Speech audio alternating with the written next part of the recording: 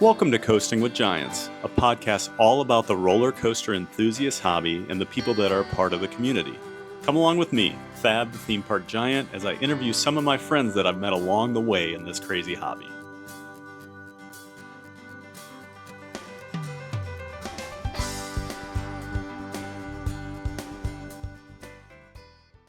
Hey there, Giant fans of fun. My name's Thad the theme park giant, and this is Coasting with Giants, Episode 2.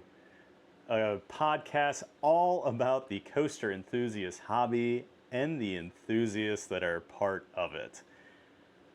Every week, I bring on one of my friends that I've met over my decades of being in the hobby to talk to them about their experiences, why they got into it, why they love it so much. And I just think there's a lot of really interesting people out there, including my guest today. If you're watching this on YouTube, just a heads up, I am also on all audio formats now. So if you do Apple Podcasts or Spotify, things like that, you can find me on there. And vice versa, if you found me the other way, you can always watch on YouTube. So just want to get that out of the way before we get going here. But last week I spoke to my friend Joe, and I mentioned that there's a lot of really crazy people in the hobby that make a guy like me with just 552 coaster credits look like absolutely nothing. And I thought, for my second guess, why not bring in one of the big heavy hitters, my good friend Rick, who I openly tell to his face that I think he is a lunatic and a psycho, and he's okay with that. But Rick, welcome to the show. Thanks for coming on. How you doing today? Happy to be here. Happy Proud to to be be the here. second guest. Yes, so happy to have you on here. I'm really excited about this. I think we're going to have an interesting conversation because I've had a lot of very interesting conversations with you over the last 11 years since we met. So go ahead, introduce yourself. Tell us, your background, where you're from, maybe what you do, how you got into the whole hobby, and we'll go from there. Absolutely. Well, my name's Rick. I live in Northern Virginia currently, originally from the UK, but moved over here when I was about 10 years old. Just to get the stats out of the way, since Thad dropped his, I've ridden 2,086 coasters in 727 amusement parks across 43 countries Oh on my 6 God. continents. Um, so And you've been to Antarctica as well. So you've I actually have been to been all out there seven. as well. I've been to all 7 continents. I have ridden coasters, all over the U.S. A couple of years ago, I was trying to ride every coaster in the U.S. and I got down to only having 6 left before I gave up on that one. Into Indonesia, into Egypt, South Africa, all across Europe. I was actually looking last night. I've ridden coasters in 25 European countries. So anywhere that's got a coaster, Guatemala, uh, been You to. you have been to country like Rick will always post on Facebook, when he's traveling and things. And there are countries you've been to that I had never, and I feel like I'm pretty well traveled and like pretty decent at geography. And you go places I've never heard of, let alone have amusement parks. Like, what was the place you and Keith went where everything had like the carpet designs? Brunei. Brunei, thank you. Oh no, that was Azerbaijan. Azerbaijan was the carpet museum. Okay. Oh, so I know. Okay, but I remember Brunei. I was like, I don't even know like where you guys are right now. But you've been to so many crazy places and And so many and the great thing interesting about trips. Brunei is I can't even count that I rode a roller coaster there because when we were in Brunei, we flew 2 hours each way from Kuala Lumpur, only to find out the coaster was closed all day for rain. Oh, So we didn't even get to ride the coaster there. But a friend of ours saw it on Facebook, and a month and a half later, when he was in the area, he's like, "I'm going to go to Brunei." So he did the same trip to go ride the coaster. So did he get you it? know, he got it. Yeah. Oh, it's always good to Uh, have one over you. I mean, we know. yeah. So Rick, Rick's had a few credits. We all have our stories. Like I never got to ride Top Thrill, the original. Had really bad luck with it. Haven't been on X2 at Magic Kingdom, or Magic Mountain, excuse me. Just really bad luck with that one whenever I've been there. But Rick had an arch nemesis for years. Why don't you tell it, Rick? And then I just love this story so much. I know we're kind of cutting you off on some of it, but this is Hey, all this is a good. lot of our lore as friends too. But like, yeah, It was a lot of people. So, small park up in upstate New York called the Great Escape. Um, everyone had it was one of the last big parks I had to visit. Everyone was like, "Oh my God, this park is so cute." It's Six Flags, which for those who don't hmm know, doesn't always have the best themed, best laid out parks. And so I went once, and the first time I went to the park, I was up there for a wedding. Park was closed because of rain. Uh, then over the years, I went back a total of 9 times to ride one bobsled coaster, which I believe Thad got on his first trip to the park. I've never been Um, there. oh, you never was there? Oh, I okay. got it So, at Six Flags Great America in like oh, okay. I knew you had it. 1989 or something. Yeah, yeah, yeah. Um, and everyone would like to comment how they got it on their first trip to the park. And every year I would make the trip up there, and I tried to go different times of the year, and I would follow it to see who'd been riding it.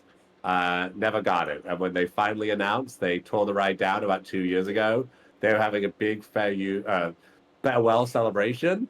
I had a big FU celebration for it, and it was I was happy to see it go. I thought about going up for the goodbye. I Uh, can't believe you didn't. Like, so I just started dating a Keith girl at and the I were time. texting like for days. We're like, he's got to go. He's got. There's no way he's not going to. But I'd like, been dating a so girl for about a month at Keith the is like time. Rick's. He's been Rick's travel Yeah, partner for years. So like, you'll hear a lot about Keith on this one. But yeah. yeah. Keith and I have done some trips together, but yeah, no, I'd been dating a girl at the time for about a month, and I decided I didn't want to have to explain to her why I was going to fly or drive up to this amusement park in upstate New York. So I just let it go. There was the closest I got was I was there one day. It was running. I was standing in line. It broke down when I was like maybe 10 people from the station. So I went. I was with another friend of ours named Nick, who was up there. He's like, I want to go ride this. And I was like, I'm going to sit in front of this ride until it opens. So he went off and wrote some other stuff. 2 hours later, they said, okay, it's ready to run. I was first in line, first in the station, got in, sat in the car. They dispatched the train in front of us, and they said, okay, you're next. And the run in front of us got stuck on the lift hill, and they were like, oh, I we have never a knew. rule. If it breaks twice in one day, it's done for the day. And I was like, Uh, I'm in the train. that So counts, right? not ready to see that go. But yeah, no, I mean, I've always kind of seen this hobby. I travel a lot for work, generally on the road about 100 days a year for work, and started off, when I was 2007, and at that time I was younger in my career, so that I was closer to 200 days a year on the road for work. Mm. And, it would be like, hey, finish one project on a Saturday, have to start the next project on a Monday. Do I fly home for a day? No, so I would stay. So I was in Dallas, and I'd been to Dallas a few times already, kind of seen everything I wanted to see. And I was like, oh, there's a Six Flags outside of Dallas. I'd always kind of enjoyed amusement parks, and I was like, let's go to Six Flags today. So hopped in the rental car. As I was pulling up, they were like, hey, you can buy a season pass for $5 more. And I was like, oh no, it's not worth it. Like I don't live in Dallas. They're like, oh, it's good at every Six Flags in the country. And I was like, oh well, for $5 more, that Sure. sounds like a good deal. So bought the season pass, went into Six Flags down the next weekend. I was like, oh, I think I was in LA, and I was like, I think there's a Six Flags outside LA. Looked up, sure enough, Magic Mountain. So I was like, let's go to Magic Mountain. And then the following weekend, I was in San Antonio, and I was like, wonder if there's a Six Flags here. Sure enough, another Six Flags. So 3 weekends in a row, I went to three Six Flags in 2007. And I just started to be like, okay, let's do it. So that first year, I visited all but two Six Flags, the one we just talked about. What? Yeah, I did not visit the Six Flags in upstate New York, Great Escape, and I didn't visit the one in Montreal, La Ronde. But I visited every other Six Flags that year through my travel, and I was like, let's keep this going. Wow, I did not know you were an adult like when you really got into the hobby. I guess I never knew that it was a later in life thing for you. And I'm just sitting here, so I have this map. I'm sure you've seen the like theme park scratch off map that you can Yeah. buy on like Etsy or whatever, but I've got it and it's like I still have plenty of Six Flags that I haven't scratched off and I'm 46 and have traveled a lot and you got all but two in the first year. That's Yeah, and But I mean, you do. I think the first year I met you, with your vacations, you spent like 250 days in hotels or something. So like you yeah, are an extreme traveler. I mean, just like I mean, I don't know anyone like you. I don't think. yeah. No, But I've cut back, and my general goal now is between vacation and work. I try to stay less than 183 days in a hotel. So it's less than a half the year. Usually I'm right around that. Last year, because of work travel and vacation, I was close to 200. But last year I visited 23 countries. So it was like last year was kind of an outlier when you're in actually what I doing was like doing. international work trips now too, Uh, because you did like South Africa, I remember not too long ago. So you've broadened even that with it's not just your coaster trips that are going to crazy places. Like yeah, yeah, you no. Yeah, and I'm lucky again because work does take me to a lot of international places, and then I added on. So last year I had a work trip to South Africa. Been to South Africa a few times, um, but I was like, hey, like if I'm gonna fly all that way, rather than just fly straight to South Africa, I flew to Botswana. For those of us who aren't crazy coasters, it's a very rare coaster that has ended up in a field outside Botswana, outside the capital of Botswana. So I headed out there. I had a really nice, they only run it every 20 minutes. Had a really nice conversation with the ride op slash maintenance guy who he's traveled around. He worked for one of the big traveling fair companies in the States. Then he went oh to Dubai, worked in the big parks in Dubai. And he's like, was originally from South Africa, moved here. And he was telling me how he manufactures parts for this old Schwarzkopf on site because he can't keep them. He huh. told me this after he'd ridden it twice, so I knew it was safe at least. Um, and then after that, I had other friends of mine had found a coaster in a basically someone's backyard in Johannesburg. So reached out to this random family in Johannesburg. They said, "Yep, you can come ride it." So I How stopped into them, talked to them how for a while. how many backyard coasters do you think you've been on? So Because I know you've backyard done like the coaster. Indiana one. You did like the Met or not the Met, what the museum. Yeah, I did. I've done the Like I the consider that museum like a of backyard coaster. right.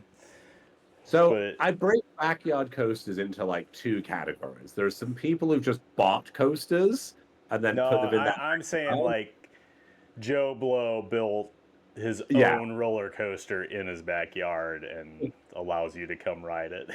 people who've built their own. I've done three of them, not including the one that's up in Massachusetts or was in Massachusetts. So, Hmm. guy in Indiana. He was pretty famous. He bought two coast. He built two coasters, built them for his grandkids. He ran them for years. Super friendly guy. He actually sold them to some place, I think in New Mexico, because he Oh, was getting older and he was getting fed up. He said what really did it for him was there was a month and it was like Thursday night at like 6 p.m. and a tour bus of like Japanese oh, tourists like just pulled up to his house because Oh, they'd seen it on like weird things in America. And he was like, they hadn't called, hadn't done anything, and there was like 30 Japanese people who hopped off this bus to ride this coaster. So that one, those ones were interesting. And then another guy who was outside of Tucson, that's um, right. Arizona. I forgot where they yeah, live. he built one for his granddaughter. And again, he kind of said the same thing. He said he stopped letting people ride it because his was a tour bus of Germans showed up and hadn't called ahead. And there was like 10 German guys who just kind of jumped off and were like, can we ride it? And this guy was this guy was in a part of Arizona that I would not just pull up to a random house Oh, because a lot of land and you had to drive down a long road to get there. I got you. Got But you. super friendly. Him and his son ran the coaster for me, and then they even mailed me a coffee mug a couple of weeks later that said I rode the Riley. So That's he funny. also has taken the coaster out now. Insurance reasons, I think, stop a lot of these backyard coasters. Yeah. The did the one in Indiana have a corkscrew? The one in Indiana did have a loop, yes. Okay. He had two. He built the looping one first, um, and that had unfortunately had a weight limit of 200 pounds. Um, I'm let's just say over 200 pounds, but I was like, I'm close. I wasn't gonna bring this up, but I'm glad you are, because didn't you kind of mess it up? No, I didn't Oh, mess it up. okay. Okay. He said because I was like, he's like, are you over 200 pounds? And I was like, I'm a little over, and I'm not drastically over 200 pounds, but I've been over 200 for a few years. And he was like, okay, he's like, it's fine, you'll get through the loop. He's like, you just won't make it up the hill again afterwards. Oh, Um, and so I ran it, and it was fine. The coaster in Arizona had a weight limit of 175, ooh. and I was like, I can't even pretend I'm close to 175. So what they did was they pushed me up the lift hill because they said the issue there is the lift Oh, the hill. chain. They Yeah. they kind of pushed me up the chain to take some of the tension off, and then I was able to run by. So yeah, This you is gotta, you gotta be nice to these people. And again, see, like that was and at the end that's of the part of day. it where like I'm not out chasing these random credits like this because I'm 6'5", 270. I mean, like I would, I know I can't even broach the subject of riding those. A lot of the kiddie coasters that you will go ride, like for me to even cram into, like it would not be fun. But at the same time, I have pride in myself, and I don't want to go ride those things. Unlike you, who wears it as a badge of honor, like a weirdo. But I, and again, I do wear it as a badge of honor because I am very OCD in like how I do things. But some of this as well is yes. Is there enjoyment from riding a wacky worm, which is a style of coaster, riding it 200 times? No. But at the same time, I've had some of my most interesting experiences doing some of this stuff. So, like, we were going through Indonesia. Indonesia has like 5 coasters that are worthwhile for adults to ride, which we rode all 5 of them.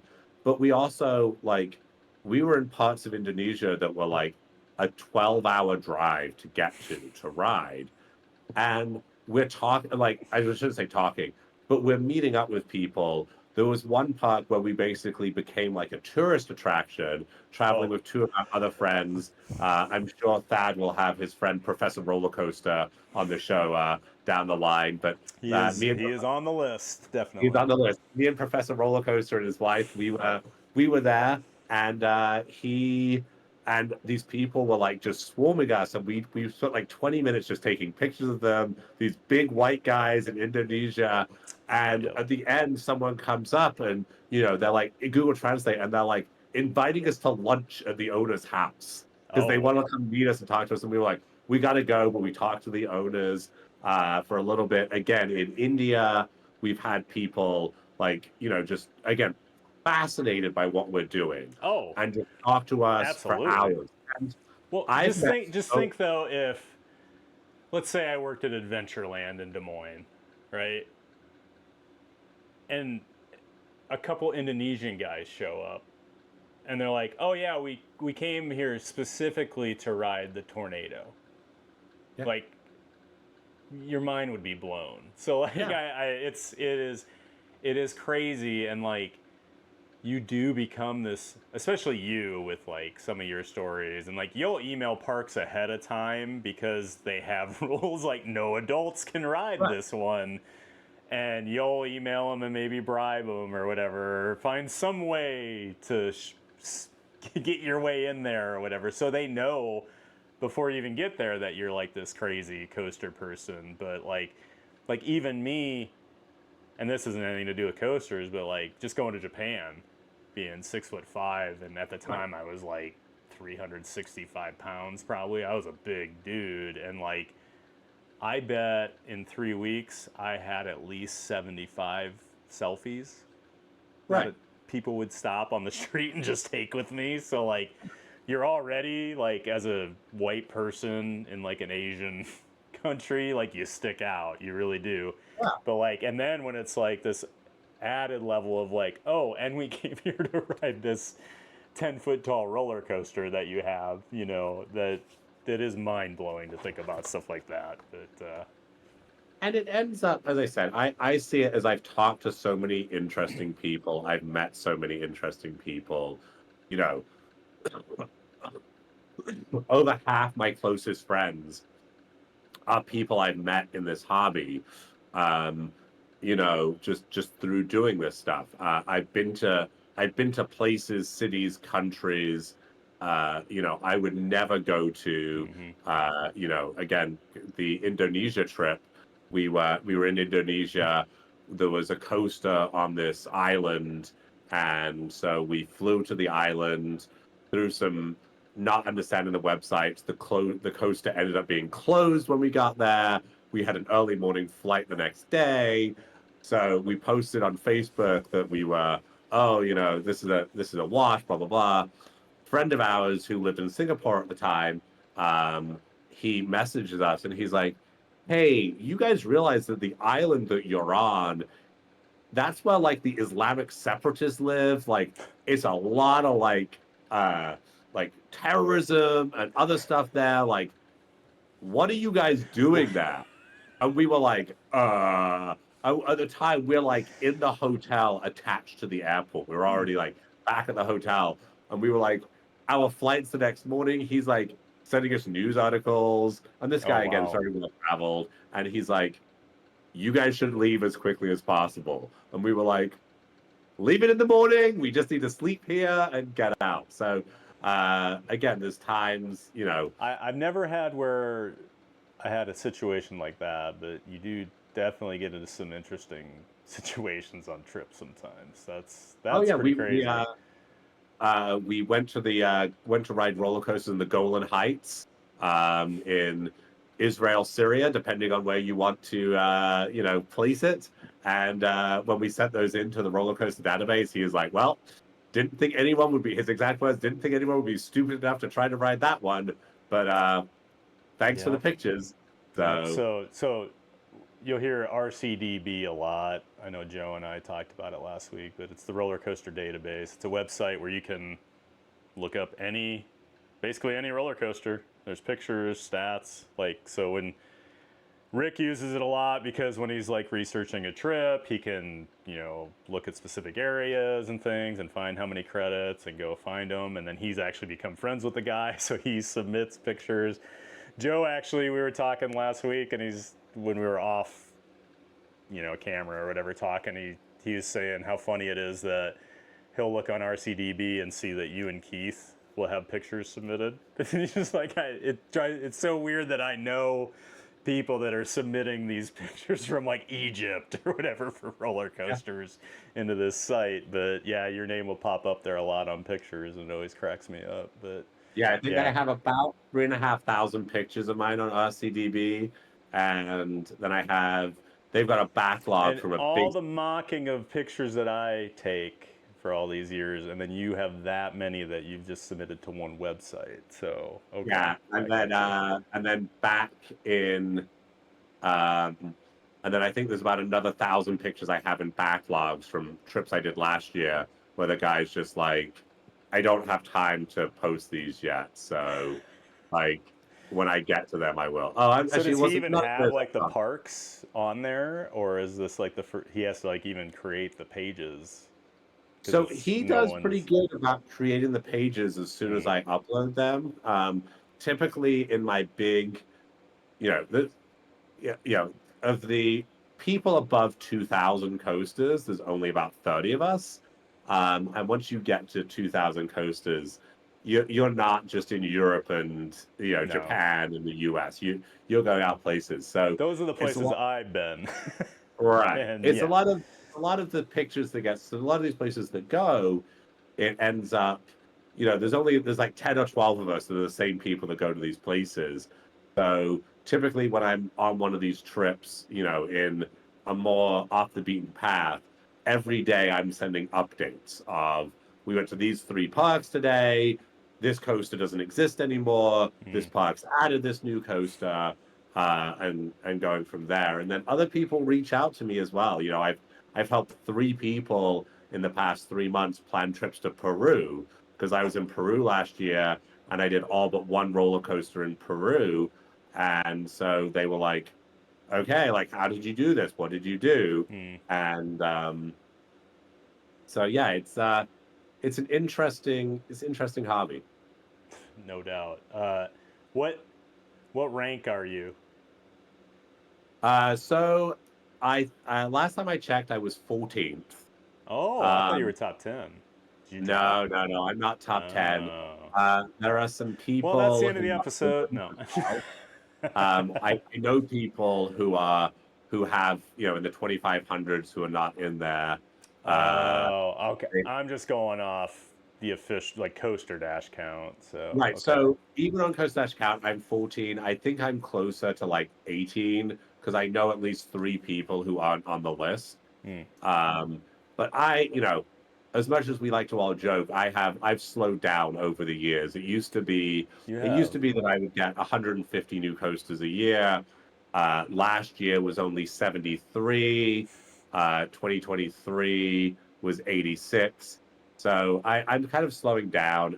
As much as I enjoy still And going to these unless you're going to places. move to China, like Right. people have to just get Yes. credits, like it's going to be hard for you to be racking up more than It 100 in a year basically. And So, even getting to 100 in a year is difficult. I mean, this mhm. summer I have two big trips. I have a 2.5 week Europe trip and then a 2 week Japan trip, separated by about a month. And the 2.5 week Europe trip is maybe 30 coasters, and the 2 week Japan trip is maybe 30 coasters Mhm. because it does start getting some of this stuff where, you know, do I want to be riding 20 wacky worms in a day, or would I rather go enjoy Prague for a day? And this is where I'm somewhat mature. Such maturity out of you. I, I know, somewhat maturing and somewhat being forced by Keith, who doesn't want to ride 20 wacky Mm. worms in a day, to say, you know what?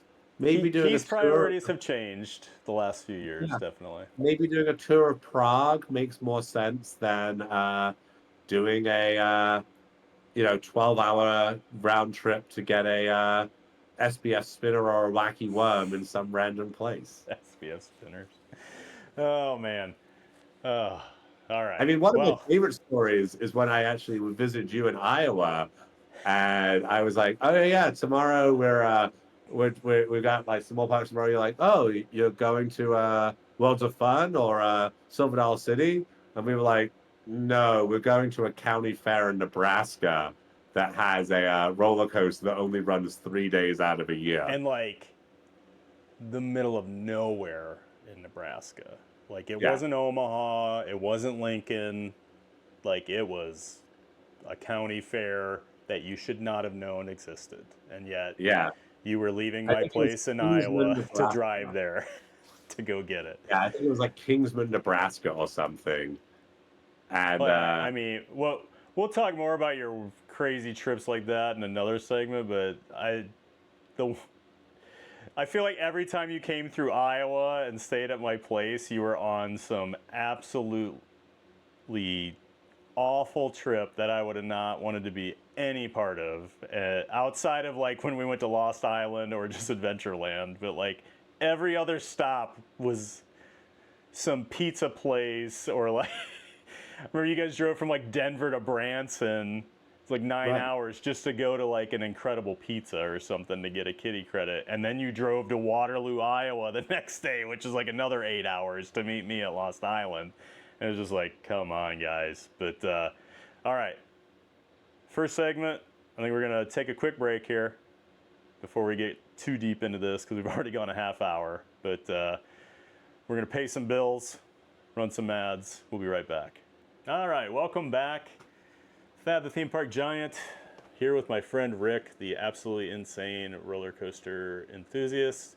Was it 2086? 2083. 83. Oh, 2086. You're right. 2086. The amount of different roller coasters Rick has ridden. He's been all over the world, as we kind of covered in that first segment. Rick, here in the second segment, I usually like to get a little more down into the nitty gritty. Let's talk about, especially when you've been on that many rides, what are some of your all-time favorites? Doesn't have to be steel or wood, whatever you like. Let's just start talking about them. So definitely all-time favorites. I'm a wood coaster guy. As I've also kind of hinted, little neurotic and definitely a counter. So when I couldn't ride every roller coaster in the US, the next one I went on to was maybe I can ride every wooden roller coaster in the world. So I have 2 left to ride outside of China. There's 17 in China, but those are a little harder to get. And then I have 2 wooden roller coasters left outside of China. So our favorite wooden coasters, there's some of the ones everyone says, Boulder, Liseberg. I mean, That's in that one's Sweden. great. That is a fantastic ride. Yep. Fantastic ride. T Express in South Korea. Another Okay, fan. that is a bucket list for me, definitely, because so Intamin created what, 4 4. of those Woodies? Yeah. So like El Toro, you'll always hear about. Joe and I talked about it last week in New Jersey. You have Balder in Liseberg in Sweden. You have Colossus at Heide Park in Germany. I've been on all 3 of those. I think with you at different times, actually. Like all 3. And then the 4th is T Express, which is in South Korea. Is that Lottie World? Is that right? No, it's not at Lotte World. It's at the Everland. Oh, okay. Oh, Everland. That's right. But essentially, what I've always heard is, so El Toro for the longest time was basically everybody's number 1 for wood, overall, even steel or wood. And then Balder, so they're both they're a little different from each other, even though it's the same company. So they built these super smooth. They were laser cut, like plug and play, basically like a puzzle. You could they connected essentially. And the idea was they're super smooth. It was a new technology, but El Toro's super intense, whereas Balder's more like floaty air. But basically what I've heard is T Express is if you took the first half of El Toro and then the second half of Balder and combine them. They just put them 2 together. Yeah. I've heard nothing but amazing things about that ride. Matt McCracken, he just went there recently and he was just raving about it. And like, cause he's in Australia, so it's a little easier for him to get to South Korea, but, oh man, T Express, that's a good pull and pretty rare credit, I would say, for a lot of people. But yeah, so those ones, I always put those in like the top tier coasters, easy to get, and relatively easy to get to. Like, right. South Korea, it's not. Then you start getting some more of like the off the beaten track, And coasters. this is why we bring Rick on, because Yeah, he has definitely been off the beaten track. that are still what I consider top tier rides, but even some of them are inside the US, not as easy to get to. So Mm-hmm. favorite kind of Woody in the US, Boulder Dash, Night Ride, outside of Connecticut. Like that is still, it's for those again who don't know, it is embedded into the side of a mountain. Um, Trees have grown all around it. Mm-hmm. A It is a night really ride, cool setting. It is a really cool setting. really Like, cool setting. Night rides, just off the hook, just like because it doesn't have some of the sway that some of the other wooden coasters do, mm-hmm. because I don't think you're ever really more than 30, 40 feet off the ground. And they've Oh, just, that's what I was gonna say. The interesting thing with that one, a lot of it, you're like 5 to 10 feet off the ground. Like yeah, the lift hill up into the into the mountain. Like just with the terrain, it's such an interesting looking ride because right. it doesn't look big, but it is Yeah, this like aggressive, intense wooden roller coaster. yeah. So like that one is just always like has always been one of my top. But and then the other one, and again, some of these rides, it's weird how the time of day or the time of year, like Right. I mean, I'll talk about my favorite I and then mean, one of my that's least wood, favorite. though. I mean, wood's always going to be affected by Wood is how always going to be warm it affected. is, what time of day, did it rain? Like, Right. that's what I So like like about wood because it is so like it is so different. malleable. Like It's such a different ride all the time. Paola, well, Like Beast at Kings Island. If you ride it on yeah, a Tuesday night when it's 72 degrees and it just rained, then it's amazing. All the things people always tell you. But like, yeah, that is the interesting thing with wood, that it really is a different ride depending. Because I'm not a Boulder Dash guy. Uh, wow. I went. I've only been once.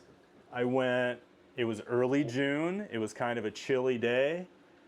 I was out of the park by like 2 or 3 because I was going. I think I was Uh, going to New England maybe after that, and I had to drive. But like, rode it 3 or 4 times, different seats. Never really got that ride. And then everyone's always like, "Oh, night ride," and like I get that because like a Phoenix night ride at Knoebels is much different than a 10 in the morning ride on Phoenix. So like right. and I've never had a night ride on Beast. So it's like those aren't even close to my top favorite Woodies. So it's always interesting because like a lot of my friends love Boulder Dash, and then there's people like me that we never had that crazy night ride. Yeah. Where it's so dependent on things because like I always think of RMC. RMCs take so long to warm up. Like Yeah. Iron Gwazi's in Tampa, it'll be 100 degrees in August at 9 a.m. or 10 a.m. when the park opens, and it'll run like it's 50 degrees for the first like 45 minutes. They just Right. take a while to warm up, and that's a steel roller coaster. But like your ride on Iron Gwazi at the end of the day is a lot different than your one in the morning. So always interesting, like thoughts like that, because like for you to love Boulder Dash and for me to like, I never even think of it when people ask me about like, even if they said what's your favorite wood, it wouldn't be in my top 30. So it's always so interesting to me. And again, so like other rides like that for me is like, and again, you talk about how you have to ride it, like especially with wood, it has to be the right temperature, the Right. right maintenance. So like for me, one of the ones that I don't understand how everyone loves, and I know we're gonna get some hate for this one, is Voyage. I've been to Holiday World 4 times. Every time I've been to Holiday World, it's been like 110 degrees outside. It hasn't rained in like a month.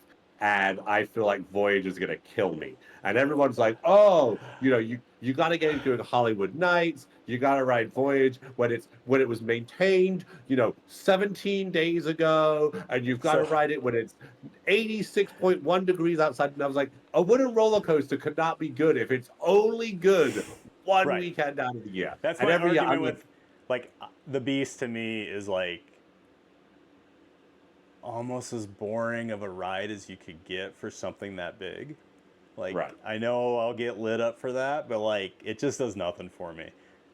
I love Voyage. Like I've been there twice. Like never done night rides. Never like uh, the first time I rode it, it was actually pretty chilly that day. But like, and I will say, it is intense. That is a that is.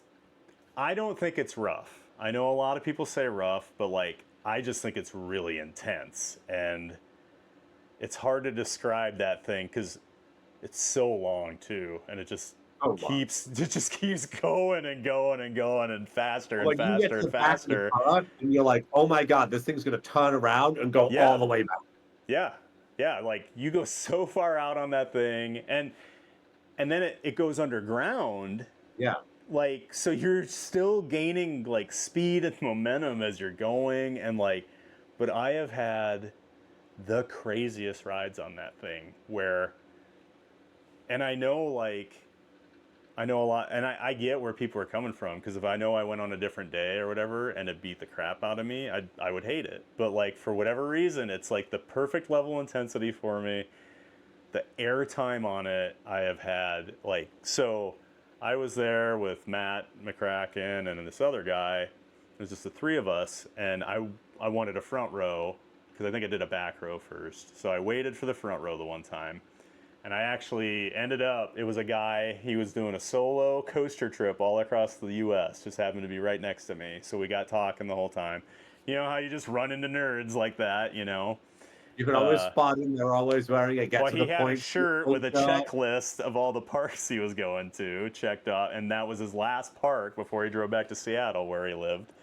But Mm. he'd been on like a month-long trip, so like, and he hadn't been on it yet. And I was like, I just rode it the first time, it was amazing. And so we rode front row, and before the turnaround point, there's like that triple down or whatever. I was so out of my seat, like the air time. He actually grabbed me. He was worried. Like he even told me at the end, he's like, I thought you were gone. Like I was getting launched so intensely out of my seat.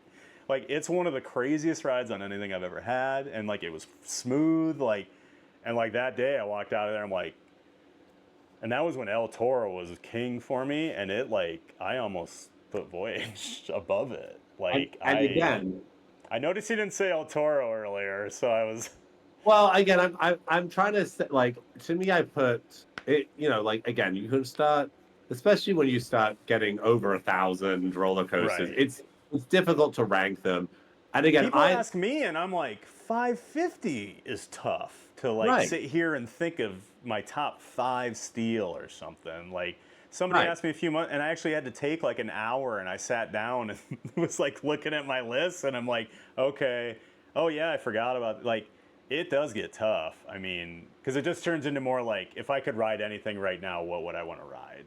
Right. That's kind of how I approach it. Like, yeah, And that's how I am. So like the last Woody in the US, and then I'll move internationally a little bit more, is, and again, it's another one of those where it was very different night and day. And I rode it on a coaster trip. Um, and we got to Worlds of Fun, and Prowler had just opened that year. And we had ERT that night on Prowler. I love And Prowler. we had like an hour of ERT, and then the I park remember was like, hearing about this trip because that yeah, was the first time I'd heard about Prowler, and I lived in Des Moines right. because people were going so crazy after that stop on your trip. I remember And hearing about that. and they extended out ERT by 30 minutes because for those of you who haven't done coaster trips, it ends up like the first 30 minutes of ERT, everyone's kind of riding. And then by the last 30 minutes, some people are like, cool, I've ridden this 5 times. Yep. I'm out. They're chilling on the side. And then you've got like hardcore one train just jumping out, Yep. switching seats. That at the end of the first Or we all hour. just agree we're not even switching seats and Yeah, like just we just roll through. yep. At the end of the first hour of that trip, the ERT, we were still, so the park extended ERT by like 30 minutes. And I Hmm. remember walking away being like, holy hell, this is one of the best, like amazing. The next morning, we had 2 days of that, or we had like a half day and then a full day. We come back to the park. First thing I do is I'm like, I'm going back to Prowler. I'm going to ride this. Was on like the third train of the day.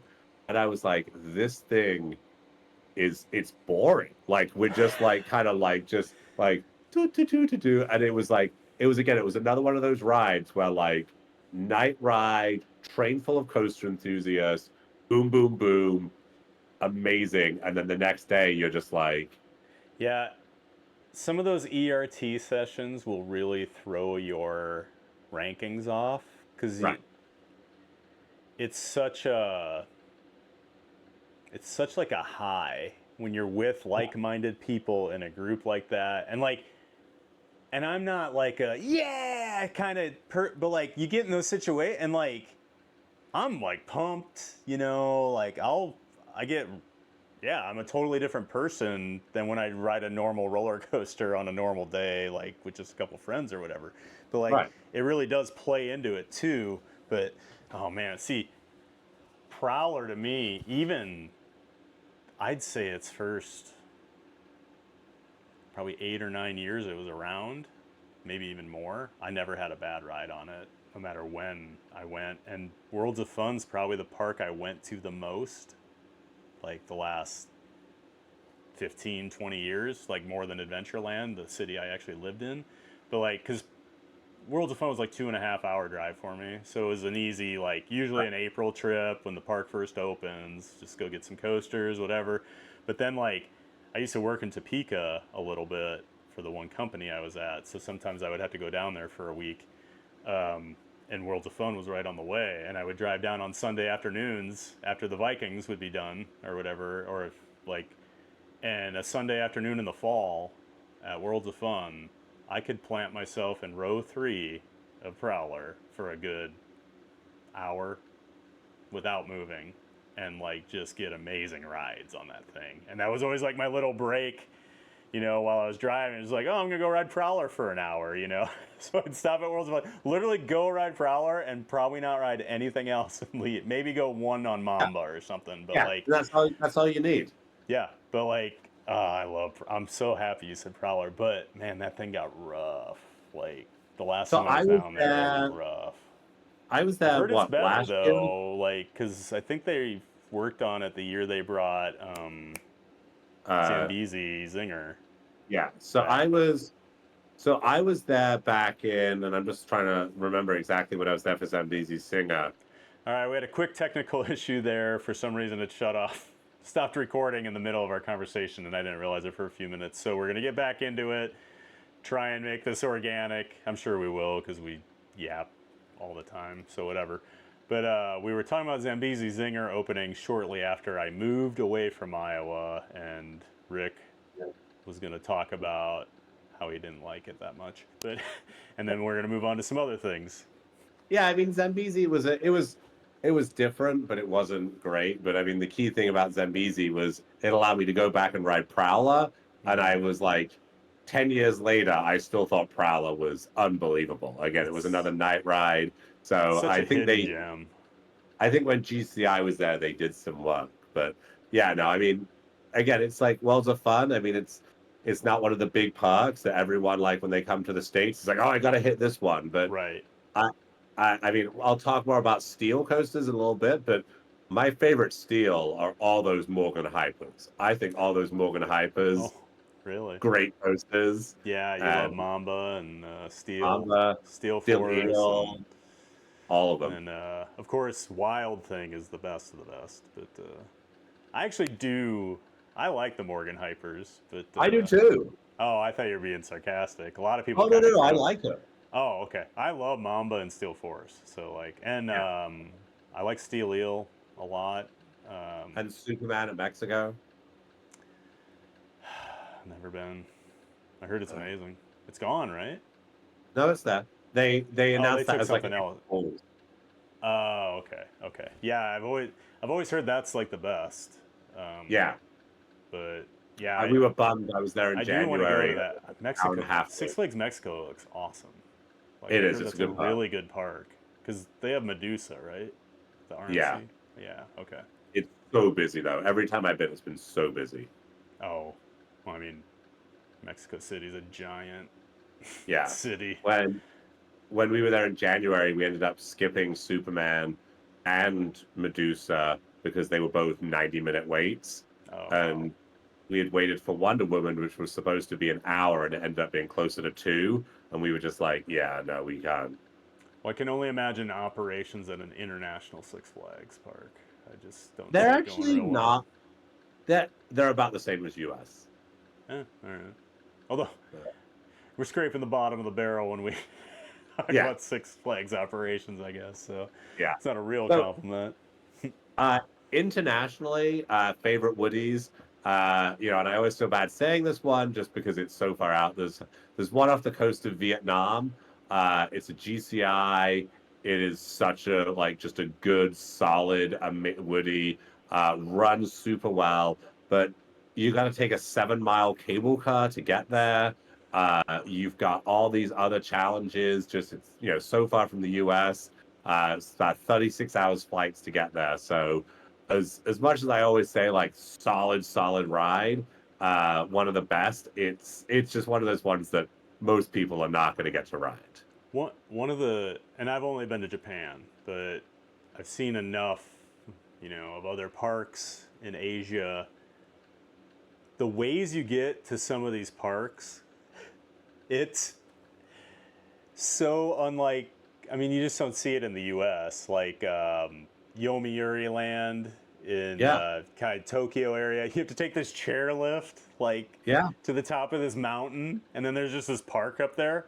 And you go to Land, you go through the roller coaster, you go through Bandit to get in. Oh, that's right. You do go through Bandit. Yep. That's and like that park you're talking about. I've seen pictures of that 7 mile long, cable car ride out there, and then like And it's the across park in ocean, Hong Kong was it Happy Park or Ocean Park? Ocean Park.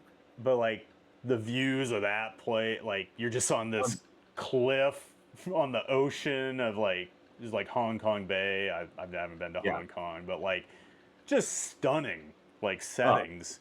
yeah. We have a couple parks in the U.S. that have some really cool like locations or whatever, but Right. nothing like some of the Asian or even European parks, like that park in Spain that like playing on a stick or whatever. It's like on Yeah. top of the mountain, like some of the Another. craziest rides I've ever seen, and it's just like this little park. But yeah, the international parks just have such different settings than what we have here. Right. Yeah. And then again with the Woodies, like my other ones that are kind of just a little different, just as my favorite is the Brakeman coasters. Mm-hmm. There's a few of them UK, there's a few of them in Scandinavia, one in Australia, and I know you and I rode some of them Mm-hmm. on a trip many years ago, but like they just feel so out of control just because, and again, they don't go that fast, but it's Mm-hmm. just because they're built 100 plus years ago, Yep. and there's actually someone controlling them. Yeah. Like So there's if no if you don't brakes. know what he's talking about, the brakeman rides in the middle of the train. There's there's a there's no Operator. seats. Yeah. Yeah. He has like a seat belt around him, but he stands the entire ride and has a brake, a manual giant brake, and he controls the speed of the ride as you're on it. So every single time you ride, it could be a completely different ride depending on how that guy's feeling at that exact moment. Uh, but yeah, you don't see them very often anymore. Like you were saying, they're all built over 100 years ago. Like the one we did in Copenhagen at Tivoli Gardens, I think is like 1912 or something like that.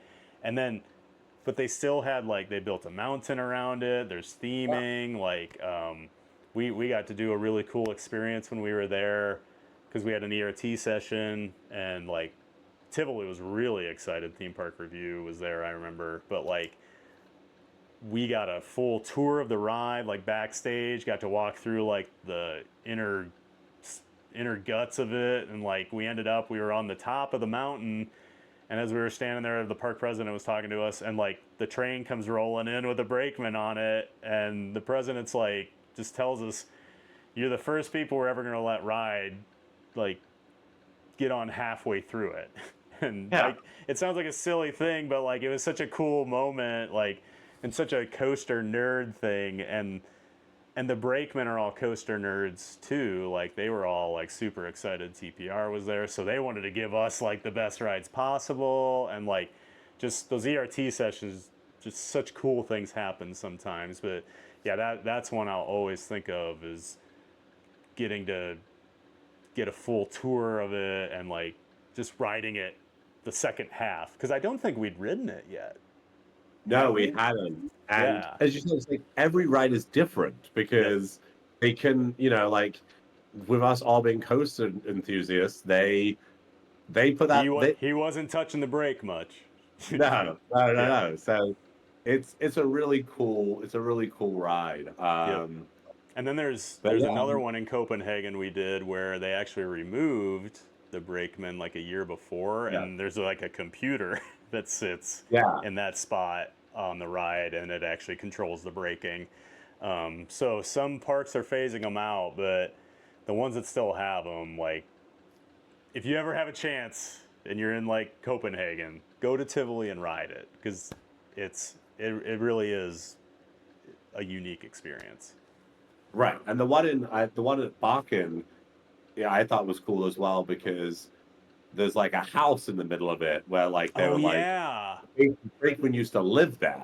yes. The mechanic still does. Oh, Like yeah, the I forgot about the house. That's right, because like we had that little party in the infield, and they were yeah, like telling it. Oh no, he actually lives here, and like right, so like that thing was his baby. Like yeah. that. Oh, I forgot about the little house. But yeah, the guy that took care of that ride actually lived inside of the wooden roller coaster, Yeah. essentially. Like Only in Europe. right, Uh, exactly. and then, yeah, I mean, once you start getting into the steel coasters, obviously Mm-hmm. many, many more steel coasters out there, Yep. all realms. And again, those I kind of have to put some of those into different categories. So the top RMC, those coasters, Yep. there's not really a bad one out there. I mean, there is amazing, great, and really good, and Right. like even the bad ones are The still the top. worst RMC is most coaster companies would love to have that in their portfolio. Yeah. Like it'd be one of their crown jewels. And RMC, Rocky Mountain Construction, you'll hear, I would guess every episode, Rocky Mountain Construction is going to come up because they are literally the gods of coaster design the last decade plus. Uh, Typically, they take old wooden roller coasters, usually big ones that have just become rough over the years and aren't fun to ride, and they come in and put steel track on top of the wood foundation and just do the craziest stuff. Like, I just remember when New Texas Giant opened, Oh yeah. it was like, where did this come from? Like, we'd never seen anything like it. And like Joe and I talked about that last week because he's going to the Texas parks for the first time this summer. He's never Oh been. wow. And so I was just saying to him, because like he loves Outlaw Run at Silver Dollar City. That's his favorite wooden roller coaster. Like he loves RMC, he loves Still Vengeance. And I said, I'm really curious to hear his take because New Texas Giants, the original, Iron Rattler was one The of the second or third. second or because it was at an Outlaw Run where that next year or 2 years later. Yeah. Um, but when I first rode them, because I was supposed to ride them in 2013 when they opened on that tour, and unfortunately the lady passed away on New Texas Giant, and they shut things down for a bit. So I did miss out on the Texas coasters. But when I finally went back years later, and I'd been on I don't know how many RMCs, but they were very tame compared to what you're expecting an RMC to be. And I love Rattler, but like New Texas Giant, I was like, oh, I waited all these years for that? Like, because that was a miscredit for me twice. I went there twice and it was closed both times. And then I finally got on and I'm like, that's my least favorite RMC I've been on. So it's kind of a letdown. But yeah, Still it's, a really good ride. yeah, still absolute best ride in the park, no, hands down. I mean, but yeah, I would definitely rank it my lowest RMC I've been on. But Yeah, yeah. So then outside RMCs, And this time I'm going to just kind of go all over the world because there's just random stuff everywhere. So like when you go with like intense coasters, I would say one of my top Helix, Liseberg. Yeah. Um, and again, that was Helix has come up both episodes now. yeah, That's and Liseberg also fits into one of my just favorite parks in the world. Like yep, they have one yep, of my yep, favorite Woodies, one of my yep, favorite Steels, and just one of my favorite parks. And yep. there's multiple reasons for Their that. 1-2 punch, I mean, Yeah. is as good as about anybody. And the But park is so enthusiast friendly. I've been to Liseberg twice, both mm-hmm. on enthusiast trips. Yep. Um, and again, just to keep throwing out people, maybe you can get Pontus from Liseberg on the You podcast. know, I was gonna reach out to him. I was kind of hoping he would want to do this because I think he'd be a really interesting conversation. Because, so Pontius is like the VIP. He was like a VIP tour guide Right. essentially when we were there. I'm not sure of his official title, but he's still at the park. Like he's moved up. Like, but the guy like he loves everything about that park.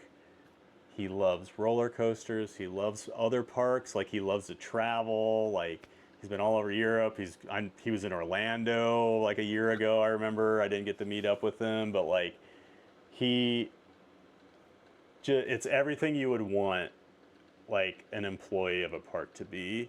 And so he was like our VIP tour guide when we were there with TPR in He was there when I was there with 2015. European Coast as well. But like he is amazing and you could just tell he loves it. So I went back that year we did our Europe trip. But I wanted to go to I also love Liseberg. It's one of my favorite parks, and so I wanted to get back there before I met up with you guys because no one else wanted to go because there was no new credits, you losers. But so I went, and Pontius found out I was coming because I'd posted something on one of the TPR message boards because I couldn't buy my ticket online from the US. So I was just asking if people had been able to do that or whatever. Well, he actually friended me on Facebook, sent me like a note, and was like, hey, I saw you're coming. Let me know your dates. Like, he left me tickets at guest services for both days. He came and met me on his lunch, like, took me to the cafeteria, like, for employees. I met the park president. The park president had been reading my trip report for Scandinavia, and I stopped writing it before Liseberg, and he was like, I've been waiting 2 years to read your Liseberg. And I was like, oh my God, like it felt so bad because I love that park. But like, he got off work, met up with me, hung out with me for like 2 or 3 hours, took me up the exit to the rides. We didn't wait. Like they used to have that like Peter Pan, like dark ride kind Yeah. of, like the ships, but it was like the 2 level. I don't know if you Right. did that, but like he's like, oh, you want to go see this? We were walking around in the sets of the ride while it was running. Like it Yeah. was one of the craziest days I've ever had at a park. He was like my personal VIP guy, and like just did it on his own time because like he wanted me to have a great time while I was there. And like then the next day, Garbles and Aaron McConnell showed up, and he met all three of us, hung out, did the same thing. Like just an incredible guy. Like yeah, I'm gonna reach out to him because I think he'd be an awesome interview. Definitely. And Liseberg is just an incredible park. And again, Pontius is amazing. Yep. But all of their employees are amazing. As I said, I visited once of ACE, I visited once of once of TPR, once of ECC. Both trips were amazing. The park really goes European Coaster Club. Is that right? European Coaster Club, yeah. Both the park really I goes. always try to say the acronyms just because I People know don't. some of my friends that are listening to this don't know what we're talking about. So yeah, Yeah. I try to Yes, the help European them. Coaster Club. But the park is just always goes 100% out. The rides are so well themed, and Yeah. it's in the middle of the city. I Yep. mean, this is like if they were like Six Flags was like, hey, rather than building on a plot of land outside, let's try to shoehorn a major park Yep. into the middle of, Chicago Right. and just make it work. Well, And the city wants it to work. well, and this is like Joe and I actually talked about this last week of the parks in Europe are hard to explain to Americans Yeah. because typically a park here is built when it's built like with nothing around it, out because they want to buy cheap land or whatever, like, it's just easier. But a lot of these European parks have been around 100 years, so they have grown with the city. And like we were talking about Tivoli Gardens earlier in Copenhagen, it's dead center of the city. Like Yeah. you're on rides and you're like, you'll be up top of a roller coaster lift hill and you'll look around and it's just like, this is so great. Like the river is Right. like It's right running there. right by it. And then Liseberg, it's built on this hill in the middle of the city. And it's free admission. You'd pay for rides if you want to ride. And like, they have something going on for everybody at these parks. It's a part of the city. It's not Right. just this park. Like Wiener you can product tell in people Vienna. take pride in Yeah. like this is our city park. It's so hard to describe, but like you go on a Friday night and there's a grandstand and there's like a 20-piece orchestra playing like swing Right. music or whatever, and it's like senior citizens out dancing with each other, and like they can go do that. And there's stuff for kids and there's thrill rides and the food's amazing. That's the thing. The food at the parks in Europe is So just good. incredible compared to what we get. Like get an amazing crepe just like anywhere, like and we get chicken fingers for $38 here, that have been sitting under a heat lamp for 2 hours. But just it is so strange when you start to go to other countries and see the differences. But like the European parks are just like, and So there's crappy ones, like they're always, but like even when we did our Europe trip in 2016, like we just went, group of 6 of us, just friends, decided to yeah. drive this van around. But we went to a lot of smaller parks, because I was with some credit whores, and they wanted to hit everything. But like places like Slag Heron and like Bellevarde, this Yeah. beautiful little park I'd never even heard of. Doesn't have any like amazing rides, but Well, we were like, absolutely gorgeous park. and we were driving to Bellavade, and we're like, the park is like zero point 0.8 miles away, and we're like, this is just cow We fields. were in yeah, we were in a cow pasture. And we Like were like, and you are we in the right you place? yeah, and then all of a sudden it's like, oh, there it is. It's Yeah. yeah, yeah, you're either in a city or in the middle of nowhere in Europe, I feel like. Right. Like I mean, Comartin. But Well,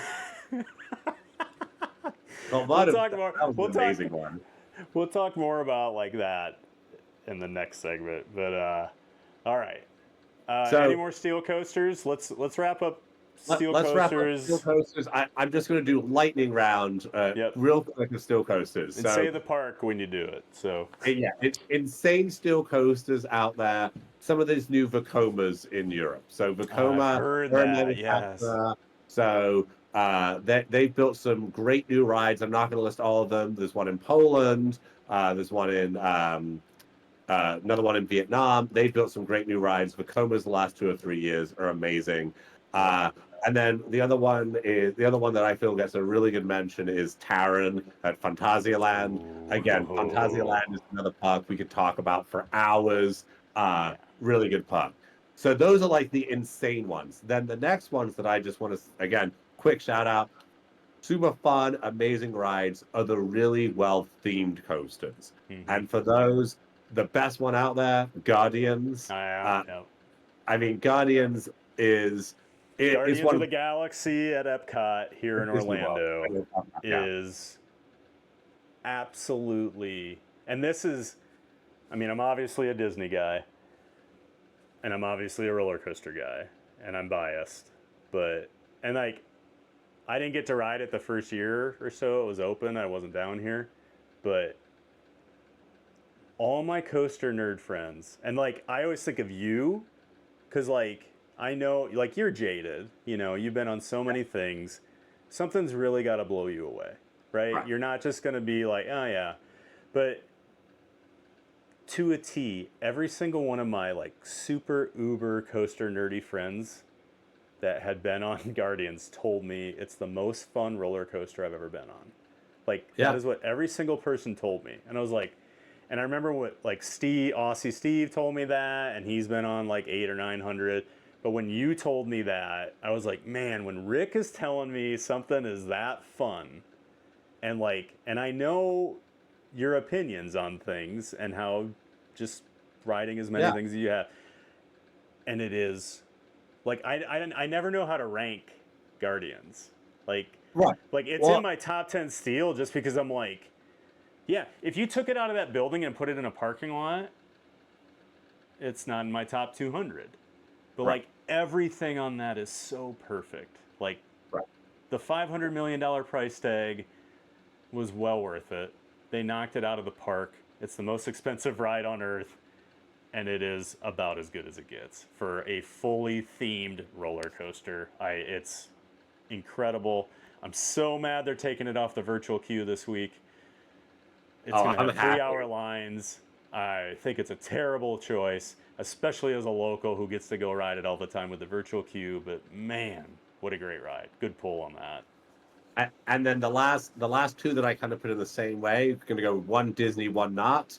Crush Coaster at Disney Paris, Oh, another just super fun yeah. indoor, well-themed coaster. And I was then really caught off guard by that.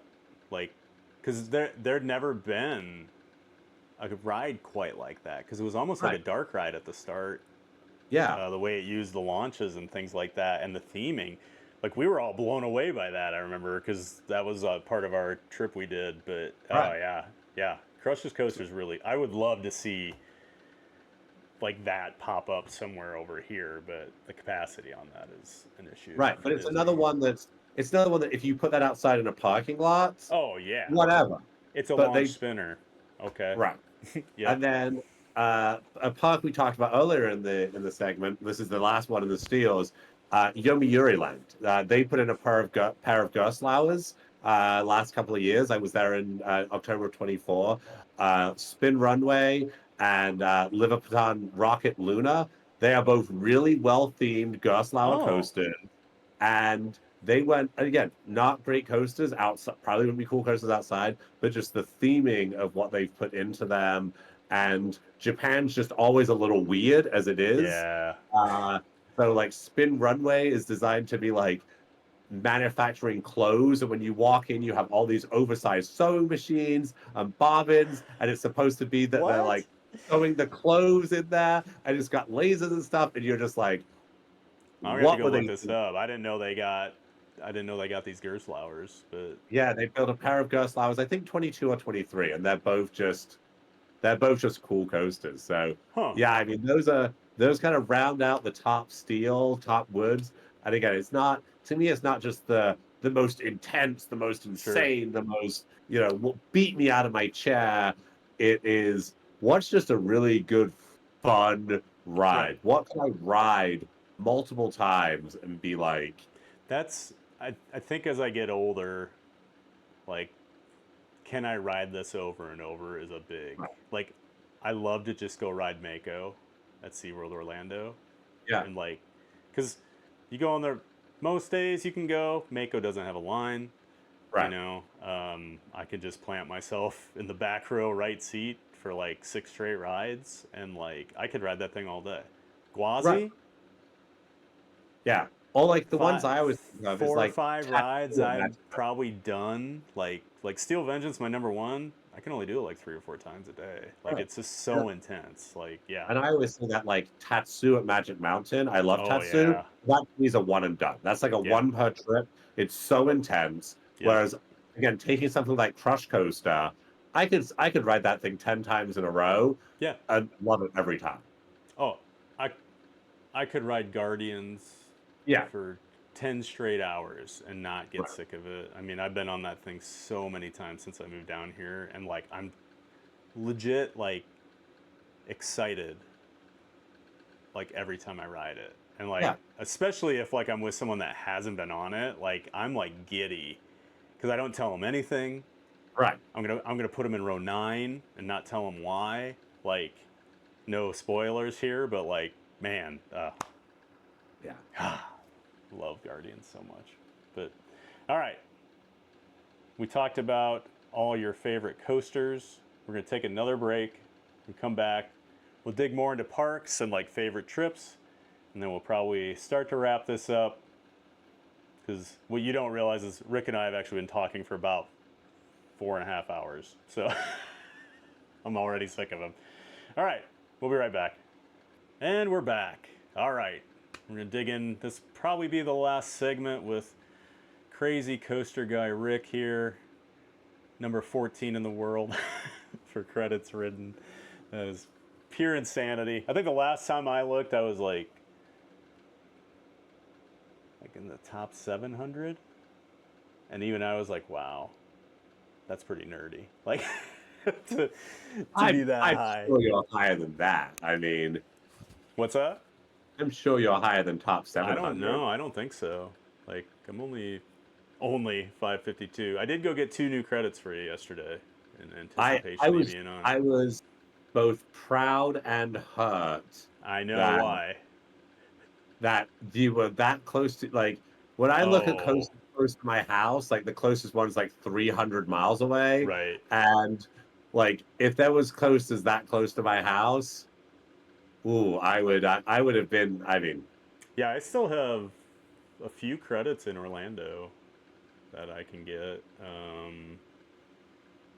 Well, actually, no. Well, the 2 sea serpents at Fun Spot, I think, are the only 2 now. Now that because I think I've got everything. I think there you might have be one at Lego I don't have because the Joe and I were SPS kind of spinner rushed out when of we were there. Melbourne. No, you. So SPF spinners are like a running joke with Rick because he's been on so many of these. These are awful rides that have sprung up. Some people refer to them as STDs with how much they've like sprung up around the country, but they like pizza places put them in. Like you went to a AAA baseball game in Davenport, Iowa. I remember like you told me you were going to a baseball game, and I'm like, what? Like I didn't even know they had a roller coaster, and I lived in Iowa. But they're awful, and Rick's been on like 70 of them, maybe more, and I've done one, and it was at IAPA, which is the International Amusement Association. National Association of Amusement Parks and Attractions. There you go. Thank you. So IAPA is this huge convention every year, like full week here at the Orlando Convention Center, and it is every coaster design manufacturer, every ride manufacturer, every food vendor that an amusement park might want to source things from. Like it is crazy to walk the floor and see everything. It's like 5 miles or something. Like, and I went one day last year. My friend had a ticket, so I went. But they have rides actually like on the show floor. So they had an SPF spinner there, and I was with Professor Roller Coaster and some other people, and I wasn't gonna ride it. And Professor Roller Coaster actually said, you know, you'll have an SPF spinner that Rick doesn't have if you ride this. And that is the only reason I rode it. So I would have that over you because they were telling me the year before it went to like Africa or somewhere crazy. And you rode it, and when you looked, they already had it. And you were like, how did you get this? And they got it in Orlando at IAPA, and you had to go like all the way across the world to get it. So I was hoping that would happen again, and then this one actually got sent somewhere in Iowa. Did you get that one? That's what I'm looking right now uh, to see which one was there last year, and to see if I got it. So the one that was there in what 2020 3. 2023. So I'm pretty sure it this got sent to Iowa. yeah, so this one ended up in Malibu, Jackson, Bettendorf, Iowa, and Yep. no, I do not have that one yet. I was I was I do. looking at going in a couple of weeks and realized that 5 hours round trip was not worth it. From I think I was going to be in Nashville. And I was like, nope, not doing it. So these are the ones, again, like I said earlier, Just find a flight to Moline and you'll be good. To that the they're Quad just not Cities, worth you'll it get to anymore. Bettendorf in no time. Yeah, so the one that Who was knew there we'd in, be talking about Bettendorf, Iowa on the podcast today? But I've actually yeah, been to Bettendorf a few times. yeah, the one that was there in 2022, I've ridden, 2019, I've ridden, 2016, 2017, 2021. So I've ridden most of them, but there is a few that they have moved around that I have not. The 2014 one, that one moved somewhere as well. Looks like that one moved. Oh, that one went to Butler Amusements. I haven't ridden that. So yeah, there's a few still left I got to ride, but yeah. Yeah, and that'll probably be the only one, unless I go to IAPA again, just to hold it over you. But they're not really good. And then I watched Joe do one of the hamster wheels. Uh, we were in Michigan, The hamster and wheels really are not good. you can actually hear him like making pain noises, like because I'm recording it from like 20 feet away, and you hear him just going like, ugh. It just sounds so bad. The But hamster wheel, those are not ones that you want to ride. yeah, well, that's enough about SBS spinners. All right, let's let's get into some of your favorite parks. You already brought up Liseberg, and it doesn't have to be America, international, whatever. Just Yeah, what and are I mean, some of your again, this favorites? is where I'm gonna kind of lump some together because Mm-hmm. obviously, Liseberg, some of those European parks, we've talked about Fantasialand. yeah, Phantasialand, Gronalund, Europa. To me, those are all, yeah, Europa not as much, but they're all so different than US parks. Yeah. They're all heavily themed. They have more experiences. They've got on-site hotels. They've got Yep. good and reasonably priced food offerings. Mm-hmm. There's just some of those ones that just, to me, they're just at a different, they're just a different Well, type. Fantasialand, that's my favorite European park. Yeah, But mine too. the combination of the theming and the thrill rides that they Right. have done, and I haven't seen Fly yet, I have but neither. uh, just like you brought up Terran in the last segment, and we were there the year it opened, and they spent 40 million euro on that ride, and 20 of it was the roller coaster, and 20 of it was the theming. Well, and Like, it's not just, and even more than that, they built the ride, covered the whole thing in plastic, and then spent another year yeah, just adding building the rock a work. village Right. around it. Yes, it. Go look up Taron, Taron, Fantasialand, Phantasialand. It's. I think it's the best theming Oh I've yeah. ever seen on a roller coaster. It is stunning. Like when you walk back into that area, it's just like they literally built like this German village back there. Yeah. And the Well, way it just interacts with the rock work and like that one you shoot up and the waterfalls like come. I mean, it is. It's such a great ride. And then just everything they do there, like, oh, what's the Black Mamba, the Black invert. Mamba. Like Uh, that thing is built into the ground, and like even the lift hill, like they built like a building around it, and that's a decent size invert, but like they dug trenches, and like I mean even the station you go underground to get into, like that park, it's it's I think the only non-Disney or Universal park I've been to that actually competes with them right. at a theming level. Like, and And that's even if you weird go to, for just a one-off park like that to be that great. yeah. But like, I think of their that Chocolateria ride or whatever it is with the mice, where it's like Toy Story Mania here at like Hollywood Studios at Walt Disney World, but like it was actually a better version of like Well, Toy Story Mania. Like, to me, that two water rides, Chiapas, mm, the log flume, and the I don't oh, know the river. River. Oh yeah. I can't think of the name of it, but Yeah, the river rapids ride, it actually has like the whirlpools. It has elevator multiple. lifts, like Right. crazy drops. Like those are two of the best in the world. And I generally am not a drop tower fan, but the drop tower at Phantasialand, again, the theming, the storyline behind all of it, like so to me, like yes, that is like top. But then again, Unfortunately, I did a walk of shame on that when we were there. That was one of my only two on that trip. So I did not get to see what was up in that drop shaft because it's a drop tower built inside of a building. yeah. Like, yeah, it's so strange, but And you sit on the that park's so outside good. facing in versus Oh, the that's tower. right. Yeah. Forgot about that.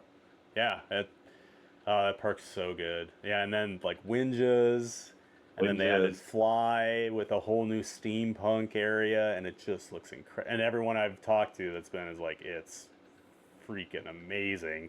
Right. And I kind of love like there's no video of that Yeah. ride. Like they don't let you. There's no POV of it. Like they have locked that down, so it is a bit of a mystery still. Like some of it. I mean, because the off ride, the way that ride's built, you can't really see like Right. the way it dives in and out of that area. So, I could talk about Fantasialand all day. But No, and so I like those like that park, and then it's like some of the other Europeans parks. You know, Alton Towers, always a classic. Love, Nemesis and some of the other rides there. Wearing my Wicker still, Man t-shirt still right on my now. bucket list. That's probably my number one park that I haven't been to, and I've wanted to go to Alton since Alton, like the early such '90s. I mean, so it, it it's haunts me. I didn't ride Nemesis in its original form, but I'm hoping is that open this year or was it last year? last it opened last year. Okay. It was what they did with Hulk. It's the same ride, just a track replacement. Yeah, I mean, Hulk still, it's not as intense as it used to be, but like, yeah, Okay. yeah. So, no, So, So yeah, I mean so some of those European parks again, and even some of the smaller ones. We talked about Bella Verde. Some of those ones we did on that trip were mm-hmm. really good. And some of the smaller Scandinavian park, Jers Summerland. I mean, Oh, it. great park. Jers was amazing. Where like you're like, oh, you want to make popcorn? We're just gonna have a big open fire in the middle of the park, and then you can just buy like just popcorn and butter and put in a Europe has a cast lot of iron. weird stuff like that that the U.S. would never do for liability's sake. Well, And it's not just you like have to liability. take it. What was the park where you could make bread?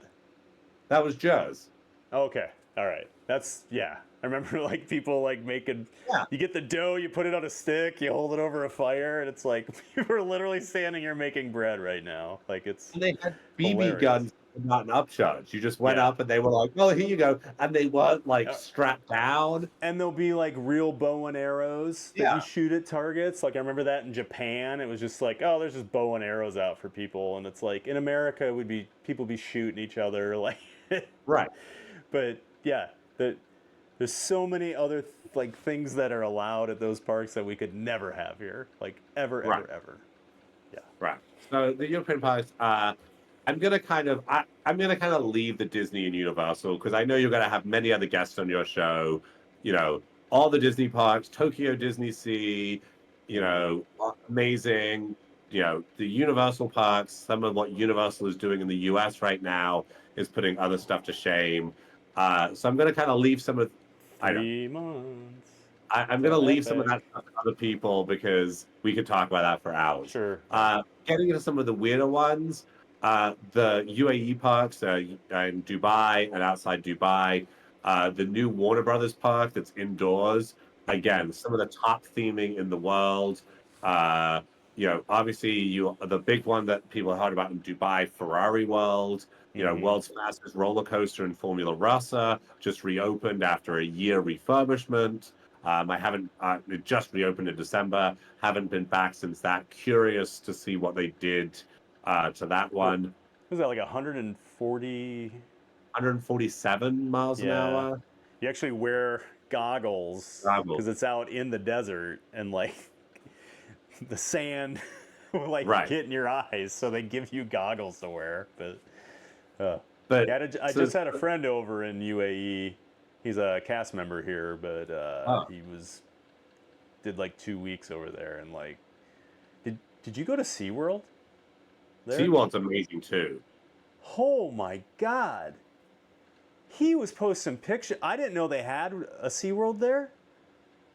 That it looks stunning.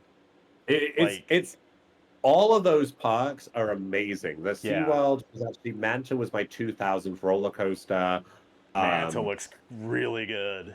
Like, that Manta is really so good. good. As I said, Warner Brothers is good. Mm-hmm. IMG, which is less talked about, Mm-hmm. that's got some solid rides. And then the other big one there is Motion Gate, which good friends of mine and Thad had a Mm-hmm. lot to do with the design, construction, and first couple of years of Yep. operation. Um, and the DreamWorks stuff I is want to get amazing. Nolan on here definitely, Yeah, but he's a busy man. Nolan and Dan both did an amazing job in that part. I Yep. mean, they've Nolan and Dan have built many parks. Yep. They've done a really good job in all of them. But yeah, so some of those Middle East parks, again, the thing with the Middle East parks is we've talked about how some of these parks are crazy busy. They've always been dead. Every Mm-hmm. time you go, it's always a walk on, and you're like, how are these Yep. parks surviving? But they seem to survive. Next year, I've already been invited out with a group of people to go to the new park in Saudi Arabia, Six Flags, Oh, which is going to is have there any big ride there that you're uh, going for? yeah, there's one ride there that's going to be the tallest roller coaster in the world by about 150 feet, and the Hmm. fastest roller coaster in the world by about 20 miles an hour. Oh. So yeah, I'm so the surprised I haven't park's heard more about inviting. that. Yeah, so the park has had a whole thing. They've set up with a group of us to come out next Oh. year. So hopefully there'll be some more. Uh, I'll send my GoPro with you so you can get yeah, content for Theme Park Giant. But yeah. So there'll be some probably a decent number of people going there next spring. Um, what's that Falcon? Falcon's Flight Yeah, okay. Because it's so it basically drops you off a cliff wall. at 550 feet. Yeah, it's gonna be pretty crazy from the looks of it. Yeah. I did get to sit in the train at IAPA last year, so Ooh, I I think you basically can have count. I basically have the credit. So Yeah, you can so count I it if you don't sat need in the to go to train. Saudi Arabia now to get it. But No. Um, and then moving again, continuing kind of around the world, Asia, Japan just has some of the weirdest parks, the weirdest rides, and also the weirdest safety like spiels mm, ever. Thunder Dolphin in Tokyo, great ride, but they dispatch a train about every 20 minutes because they pat you down, they metal detect you, they like they everything made possible. they made Aussie Steve take his watch off. Yeah. Then you put it in a little bin that locks, and they give you a key on a bracelet that he wore on his wrist that was looser than the watch. Yeah. And Steve, he's not just going to let that go easily. And Japan. Rules are rules. There's And it's not a no no there's question no rules. discussion. There's no Wow. gray area in Japan. The rules are the rules. I don't care if it's at McDonald's. I don't care if it's at an amusement park. Whatever the rules are, those are the rules. You're not talking your way around it. And so it was a 5 minute conversation where he was just saying how is this safer? And I'm like, dude, just drop it. They're Stop not it. gonna change, like mine was a Yomiuri Land bullet. So what is that? An arrow? No, it's a Togo. toga. Yeah. So there's no legroom on Right. it, and being tall, I needed the front row of each train because there's a little extra leg room.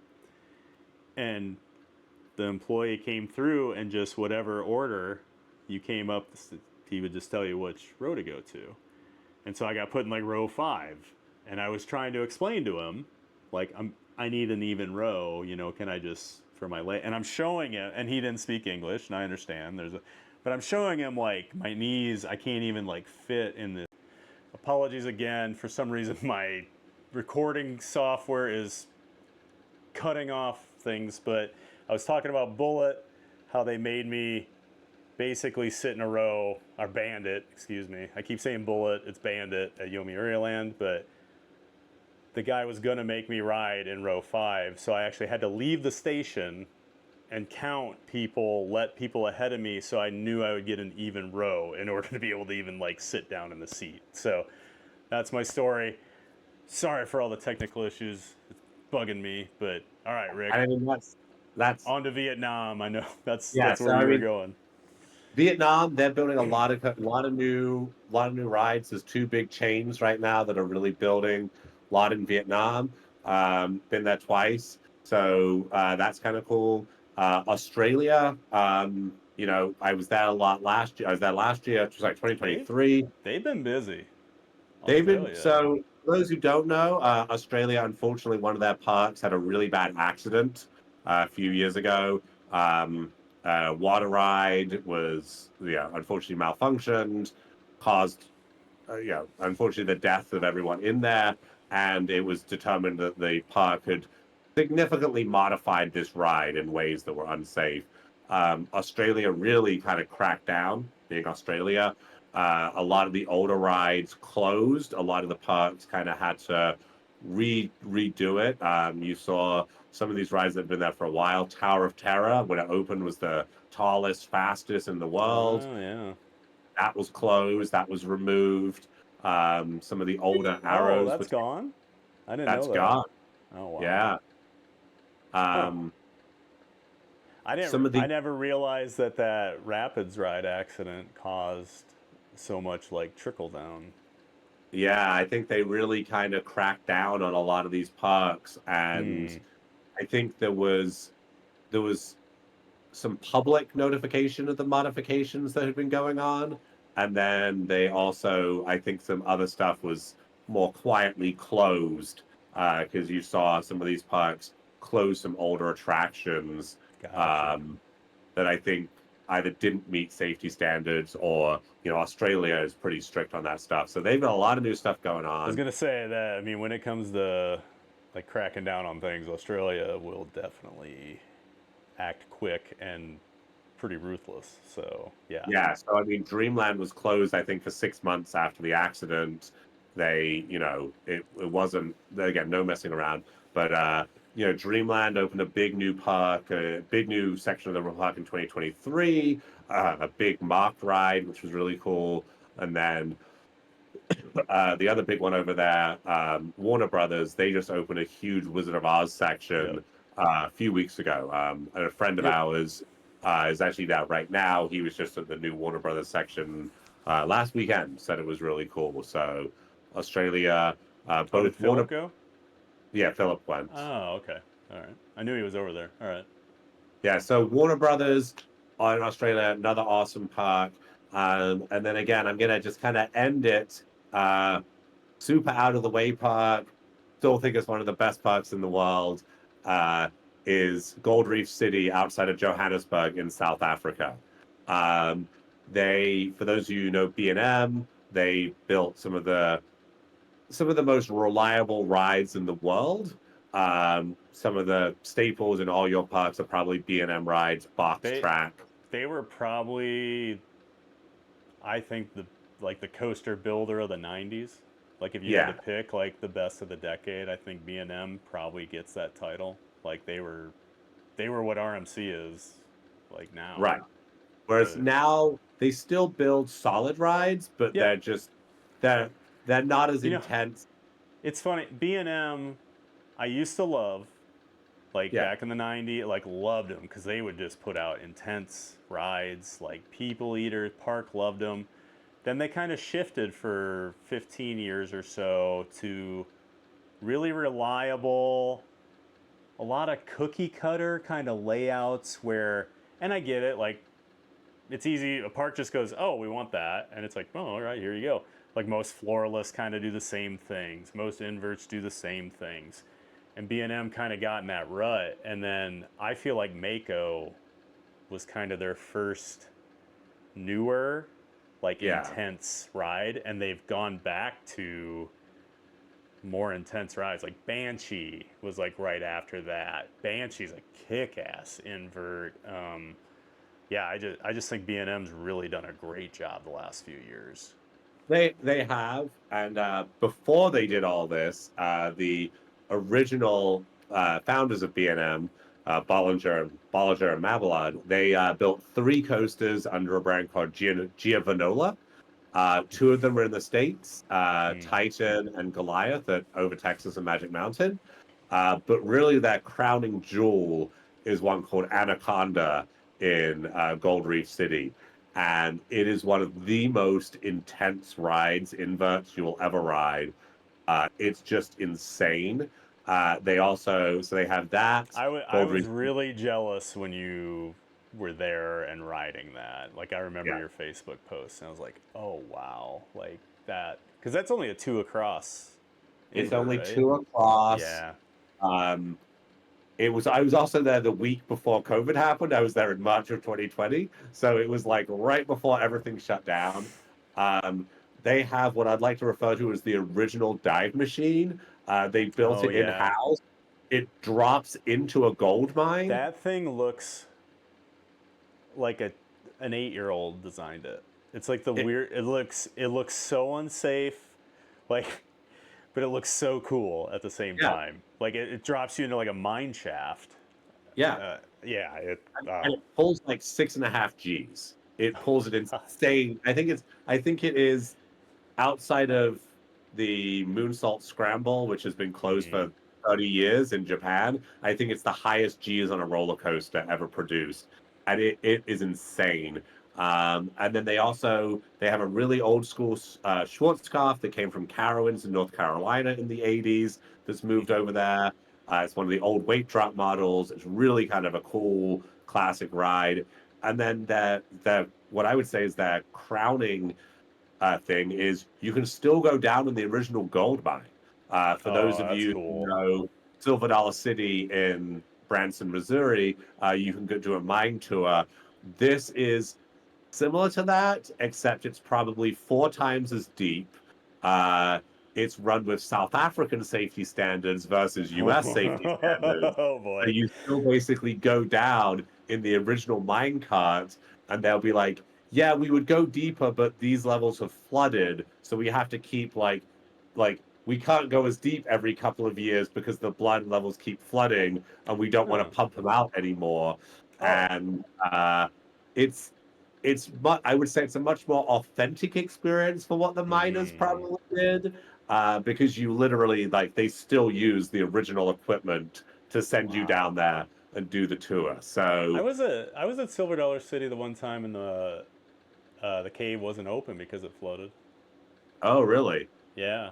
Yeah. Or like only like the first half of it was available, and like you Okay. had to actually walk back up.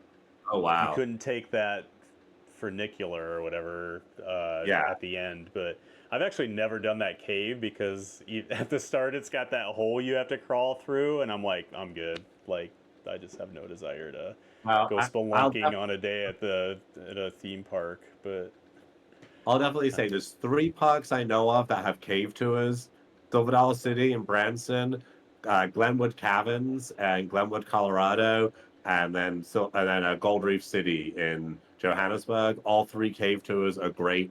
And again, hmm, I like parks that have different stuff, you know. And again, right, I I've kind of tried to stay away from some of the the Dollywood, the Silver Dollar sure. Cities, the Nobles that are all amazing parks in the U.S. But I'm sure they'll be covered many times on We this we should show. talk about Knobles though, because like Joe and I didn't talk about it last week, Okay, and like we kind of mentioned it, but we didn't get too into it. But Knobles is so freaking good. Like, so good. and I always hate the saying of like, well, until you have to go to like understand it. But like, there's no other park in the world that I'm like, no, you have to go to understand Knobles, because you see pictures of it and it's like this looks like a crappy roadside fair Right. that they just put in the middle of nowhere. But I, it's just a different feeling than any other U.S. park. Like, they have rides you're not going to find at other places. They take care of everything. Their wooden roller coasters are absolutely incredible. Like, Twister's really grown on me over the years. I didn't really used to like it, but that thing is really good. I mean, Phoenix is like, when we talk Out about of this. fun coasters, like when you were talking about Guardians earlier, like Guardians was the first thought I had, and Phoenix is always my second for like, Right. if I could go have fun on a roller coaster right now, like I would go ride Phoenix if I could. And it's 75 Well, feet uh, tall, and second but week of the May, air I'm going time. to fall. You're more than welcome to come join us. Oh man, I love Knoebels. Well, and one of the nice things, I mean, Maybe look, I'll. one of the nice things about Nobles, it's all just ride coupons. You just wander in. Right. The coupons never expire. Like, Yeah. See, I always this get is the 50 cents bracelet. a ticket, and they're still good all day long. Like, Knoebels is the one part that I actually don't think the ride bracelets are a good value They because probably aren't. the rides are so cheap that you can just like the one time I did a ride bracelet, I did the math and I was like, I would have actually saved like it was only like 50 cents. The last time I was there, I bought it, and it was so busy, it definitely Right, was not worth the money. right. There's definitely times I've been there where it is, but yeah, it is.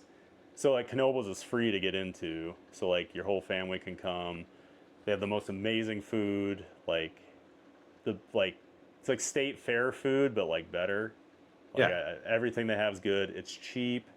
Uh, Knoebels, it's just Well, yeah, you can't even describe it, but I mean, it's like a campground yeah. Well, there is and a an campground amusement now. park. Right, it's a literal campground. Like And you it's just have and to it's a go. family-owned park, and it's a fourth generation family that's running it. And you know, we were Yep. talking just about uh the wristbands, and like one of the things Knoebels does is they don't do wristbands on Saturday. Yep. And everyone for a while was like, "Oh my God, it's because they want you to spend more money buying the individual ride passes." And the family came out and was like, "No, it has nothing to do with that. We don't that we do it. It's that we're so busy on Saturdays that the wristbands are not good money. Yeah. So we don't want people feeling they're getting ripped off by buying these wristbands I and never only knew that. yeah. I always assumed it was so they could sell more wristband, like sell more tickets, but that's No, actually like, well, because they own a lumber company. Like, I mean, yeah, and they're it's so busy on Saturdays. They say like Saturdays in the summer they're so busy that it's like it's almost impossible for people to get the value out of the wristbands, I and can they see don't want that. their guests complaining, so they don't sell wristbands on Saturday in the Huh. summer because it's not a good value for the guest. That's awesome. Yeah, it's just perfect. Like I can't think of one thing that the bathrooms kind of suck. That's about it. But like, I mean, it's like the bumper cars are. I'm not a bumper car guy. Those bumper cars are so good. The And like, whip is still unfortunately, the running. old guy's gone. But like back in the day, the guy used to announce and like make fun of everybody. Like, Right. turn left, your other left. Like, I mean, he just had all these. Like, I have a magnet downstairs, and it's him, the guy. Like, he was the minimum height requirement sign. Like, the guy's like a local legend. But, and then they have the flyers. Like, nobody's flyers touch All right. Knoebels. If you don't know what flyers are, like, it's hard to describe. But they actually let you snap them, and most parks don't let you do that. I've actually been yelled at Knoebels because I was snapping it so well. Oh wow. But yeah, I actually got warned a couple times. But like, they'll let you go for the most part. But we had a TPR takeover the one time, and all of us were snapping. And at the end of the ride, when you're really going, your Yeah. thing won't stop moving. So they're hung by cables, and it's like free swinging, but you control. It's hard to describe. You have a rudder. But at the end, it took probably almost a minute for all of our like tubs to stop rocking. And when the employee came up to like help me out or whatever, he goes, I don't know where you guys are from or what group you're from, but I never want to see you all on here at the same time. That thing was about to like tear itself apart. We were just snapping, but hard to describe that if you don't know what we're talking about. So we'll move on. But Well, yeah, Knoebels, and they have one of the best whips there as well. That just yeah, like, yeah. really good whip. So yeah, Nibbles is good. As I said, the U.S. parks. There's some good U.S. parks. I don't want to feel like I'm just bashing on it, but I know you're going to have some other people who Sure. will Well, talk much more. you've been so many other places. I'd rather hear about that than Yeah, yeah, yeah. the So yeah, I mean, typical there's Cedar just Point, all that stuff. the So Cedar Point is what it is. So yeah, so I mean, and now for the future, I'm kind of looking at new places, new parks, new places to go. China, the big frontier. I really haven't done any trips in China outside of Hong Kong. So next couple oh, of really? years, yeah, Hong Kong's the only place Oh, in China I've well, been. you're gonna be So racking up some credits, aren't you? yeah, so that'll be the next couple of years, and then, as I said, just continuing Europe. A lot revisiting a lot of good older parks, because most of the, honestly, most of the big parks in the world I've been to now. There's a few Sure. in northern Japan that I'm doing this summer that I Hmm. haven't been to, but all the big parks in Europe, North America, most of the big ones in South America. There's one in Colombia that's still high on my list to get to in South America. Uh, but yeah, I mean, it's still the traveling. It's getting less over the years, but it's still a lot of fun. And yeah, All right. Well, sounds good, Rick. Oh, we have to talk about one thing, and you know what it is. But you talked about your ADHD earlier and your obsessive ways. But hold on. Magic Kingdom fireworks are going. So uh, it's 8 o'clock. That's how late it is. We started this at 3. So yeah. we've been we chatted about non-roller coasters for 2 hours before we started, so that was a bad idea. But the heck was I saying before I heard the fireworks going? My OCD, which I know Oh, is yeah, yeah, talking yeah, yeah, yeah, yeah. about my So spreadsheets. yes, please explain your spreadsheets to everyone, Rick, to let them really So know how insane you are. so I track everything. Um, and when I say I track everything, I can tell you every plane I've been on since about 2003, down to the tail number and the seat I sat in. I have a spreadsheet for every hotel I've stayed in with every detail on that too. And Like so, of course, room number. I actually don't do room number, but I Oh, do have okay. everything like that. So, uh, I don't really use this sharing a lot, but hopefully I can share my spreadsheet and you guys can kind of see that. If you have to edit stuff out, let me Mm-hmm. know. But hopefully you could I'm just gonna see my make this the spreadsheet. main. There we go. So this is my Can you make your spreadsheet. text a little bigger? Absolutely. There we go. So this is my spreadsheet. It lists every single roller coaster that is out there. I think it goes down to, I think there's almost 6,000 lines in it. Oh my god. Oh, no, more than 6,000. 6,446 Okay. lines. So Um, being a 20 plus year developer, software guy, did you manually enter all this? Or Everything is manually. were you able to extract that from somewhere? Nope. Everything in here has been manually entered. It lists just Oh about my every park god. in the world. And again, so you can, I mean, let's just pick a coaster, Iron Menace. Uh, so I have the name, the continent, the country, the state, the amusement park. These all Oh my. cross-reference to other tabs in the spreadsheet, which I'll show you guys in a second. Steel, sit down, date I rode. Sorry, data opened. This is date I rode.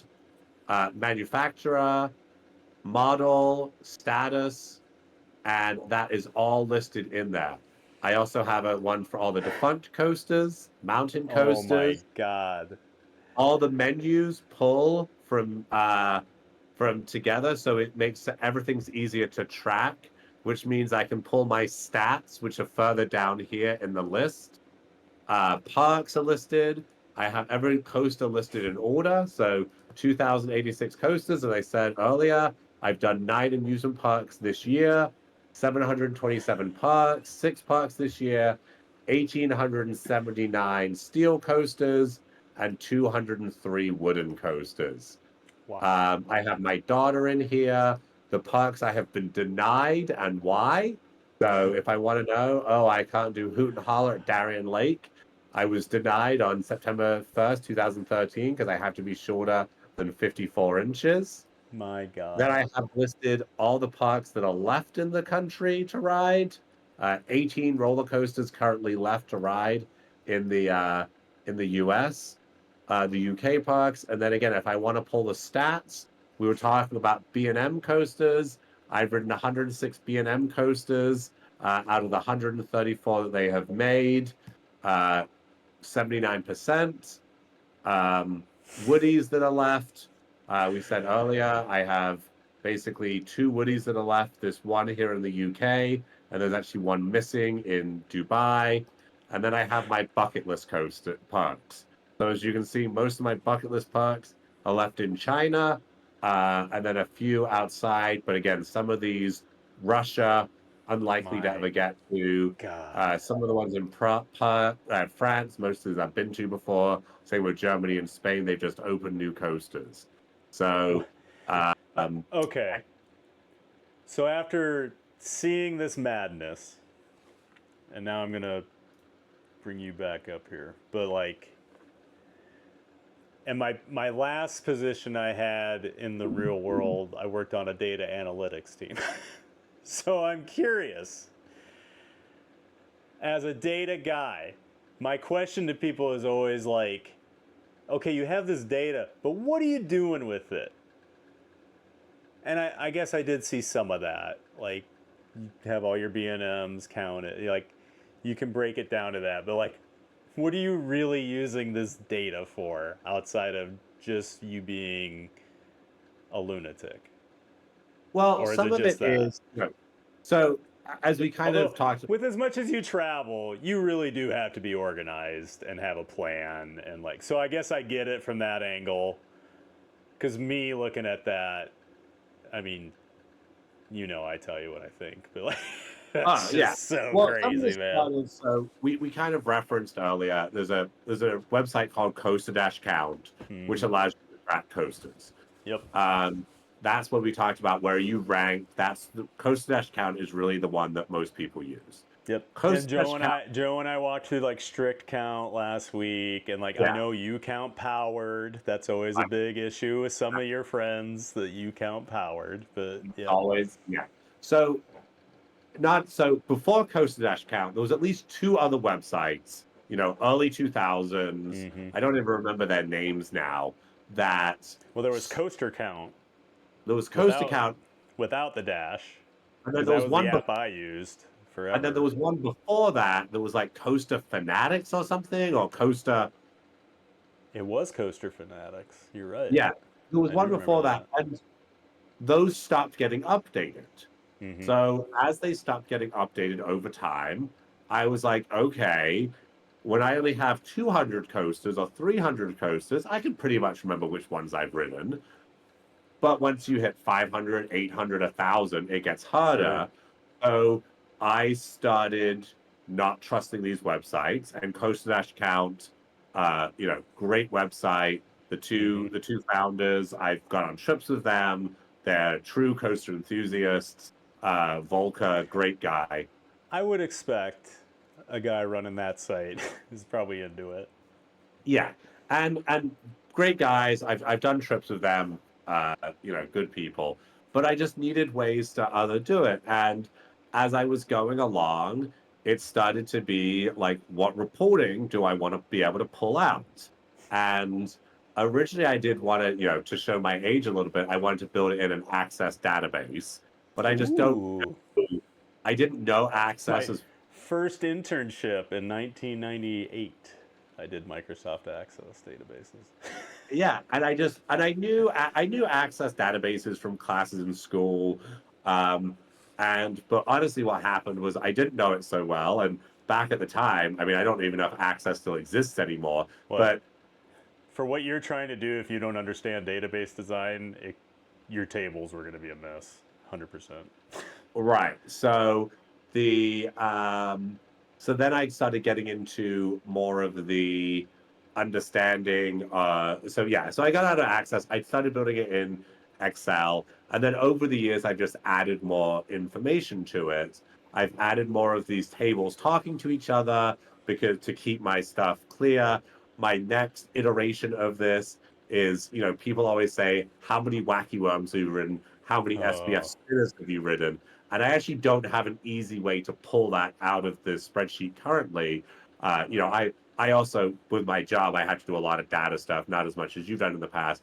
And I always say it's garbage in, garbage out. If you don't yeah, put the yeah, data in correctly, you're not going to get good data out. So yep. I never went in and That is a tagged. very famous saying in the data world. Yeah, you get what you put in. Right. So So that's I why I never. always ask people like, "What are you doing with this data?" Because a lot of that So to me, I'm like, I have no use for that. I never went in and put in what was wacky worms. Like I Hmm. never went in and tagged those as wacky worms. So my next project in this is to go back in Oh and my list god. every wacky worm. So I've done a lot of the data. I've had people build pivot tables for me as well. So I knew I knew pivot tables were involved. Man, I hate yeah, Excel. so Oh, I'd rather I do built a few anything. pivot tables in here as well. So, if we want to know aerodynamics hypercoaster, I've written all of them. Um, but again, as some of this stuff has kind of gone in, I've had to build more standardization. I think I started this spreadsheet around 2008, 2009. Okay. Um, my biggest worry in life is it's going to get corrupted. Uh, Mm. my second biggest worry is it lives on my work laptop and they're going to fire me and not give it back. Oh yeah. But luckily, I think I'm pretty safe at my job, so that one's less of a worry. Sure. But Yeah. yeah, no, it's the spreadsheet I live around. What I showed you, I have very similar for planes, Yep. um, countries, continents, cities, all of that stuff all lives in very similar spreadsheets.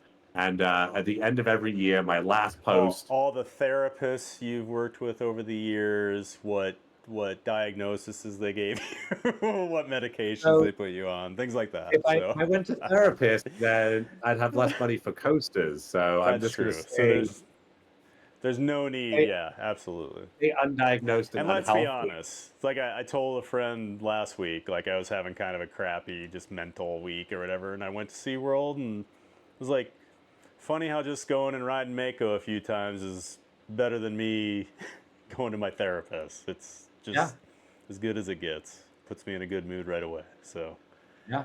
well, you're a So lunatic, for Rick, and I appreciate your willingness to actually put that spreadsheet on the I, internet for us. I'm always happy to share, and as I said, I'll keep working this out. And then the end of every year, I like to do my end of the year wrap up, which I post on social media, Yep, uh, breaking it down. So and it's funny. So many people have said that like just looking at your stats every year is just crazy. Um, I've it's told my nuts. daughter when I die, I'm fine to be cremated, but on my urn, I want you to pull all these spreadsheets together and list my total stats: miles flown, roller Oh my coasters god. ridden, nights in a hotel. I want those on my urn to remember me by. Oh, Rick. Well, well, that was something else, Rick. That was Yeah. I'm so happy you agreed to come on second and give people a look into the absolute insane world that you live in with this hobby. Just you're participating in a completely different hobby than I am. Uh, What I've always appreciated, though, well, it's funny because like when I first met you on that Scandi trip, I was like, this guy. I remember we were at Farouk Summerland. What Farouk? Was it Summerland? Yeah, Farouk, yeah. Yeah, in Denmark, and we were all because we had so much ERT there. We were all just kind of hanging out because we had so much time at that park. And it was the first time I talked to you and Professor Roller Coaster, and I was with Aussie Steve, and I think I had a Viking shirt on, and Professor started talking to me because he went to Minnesota for I think his PhD or his master's, one of the two. So he was just talking to me about that, and then found out I was from Iowa, so he was interested in that. We got talking, and then like you chimed in and started asking questions, and I was just like, you were asking me stuff, and I think you were asking me about like Arnold's Park. I was like, oh, I've never been there, and you guys are like, what? And I'm like, yeah, it's like 2.5 hours away. It's in the middle of nowhere, and you're like, so? And like, I just remember talking to you guys for like 20 minutes. Like Steve and I walked away, and I'm like, those guys are like never. I'm never gonna hang out with those guys. And now like you're one of my best coaster friends. I'm pretty good friends with Professor Roller Coaster. Like it's funny where we've come. Like I mean, I did that trip with you 2 years later when we went to Europe, and I remember even being a little on edge that like I don't know if I can do a 3-week trip with Rick, but like we all had an awesome time. That's still my And then favorite trip I've and then ever done, I we think. we got there, and you're like, yeah, even though I said I'm gonna drive, I actually don't want to drive in Europe. Yeah, And the other you guy that did we were that with, just to get Steve going. He's gonna get all riled up in Australia, even thinking about that, because and I've yeah, heard and about then it for what, going on 9 years now. That we paid like an extra $50 for me to be on that rental car, and I didn't drive. But well, and what was the best about that was Steve's wife at the time comes up to me and she's like, I don't like Steve's driving. Can you right, so just do you most of the driving? And I was like, you so drove a lot, it ended up being like a 3-week trip, and I think I did like 80% of the driving. probably. Well, Um, we had a big cargo van, like a big European, yeah, like Volkswagen, right? Volkswagen? I think Or it was was it a a Mercedes. BMW? Oh, Yeah, Mercedes. That's right. It was a it was one of the Mercedes. big Mercedes vans. But like, and then everywhere in Europe, the parking lots are Yeah, like tiny.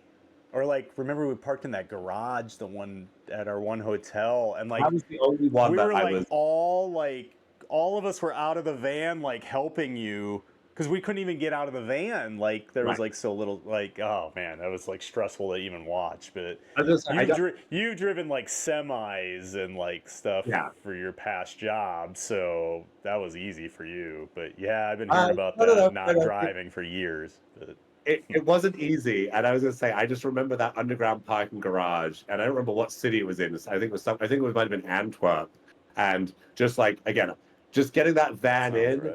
is Yep, just something I will always remember because I was just like, that was how the only spot in that garage, like, oh, and there was nowhere else to park. Yeah, I'll never forget that one. Oh, and we, I know this has gone on a long time, but I think we talked about this before we went on air here, but like, when we did Sweden, we, so we met in Stockholm, a group of us, to start our trip. And there's a park about an hour and a half south of like downtown Stockholm called Kolmarden, and it's this zoo essentially. And they started to build more rides and things like well that. it's owned by the same people who own Gronalund, which is the Gronalund in big Stockholm, yes. in Stockholm, and Yep, they bought this zoo. yep. And I think their plan was like, we want this to be like the new Busch Gardens Tampa, just in Right. Europe, essentially. Uh, the park is gorgeous. It is one of the coolest zoos I've ever been to. They have this like 20-minute long like cable car ride that takes you on like a safari. Like it's so cool. But they put in this RMC wooden coaster that year, so we that's why we were going there. But Steve is driving, and he always brings his GPS. Like he downloads everything and sets it all up ahead of time, and so we don't have to worry about phones.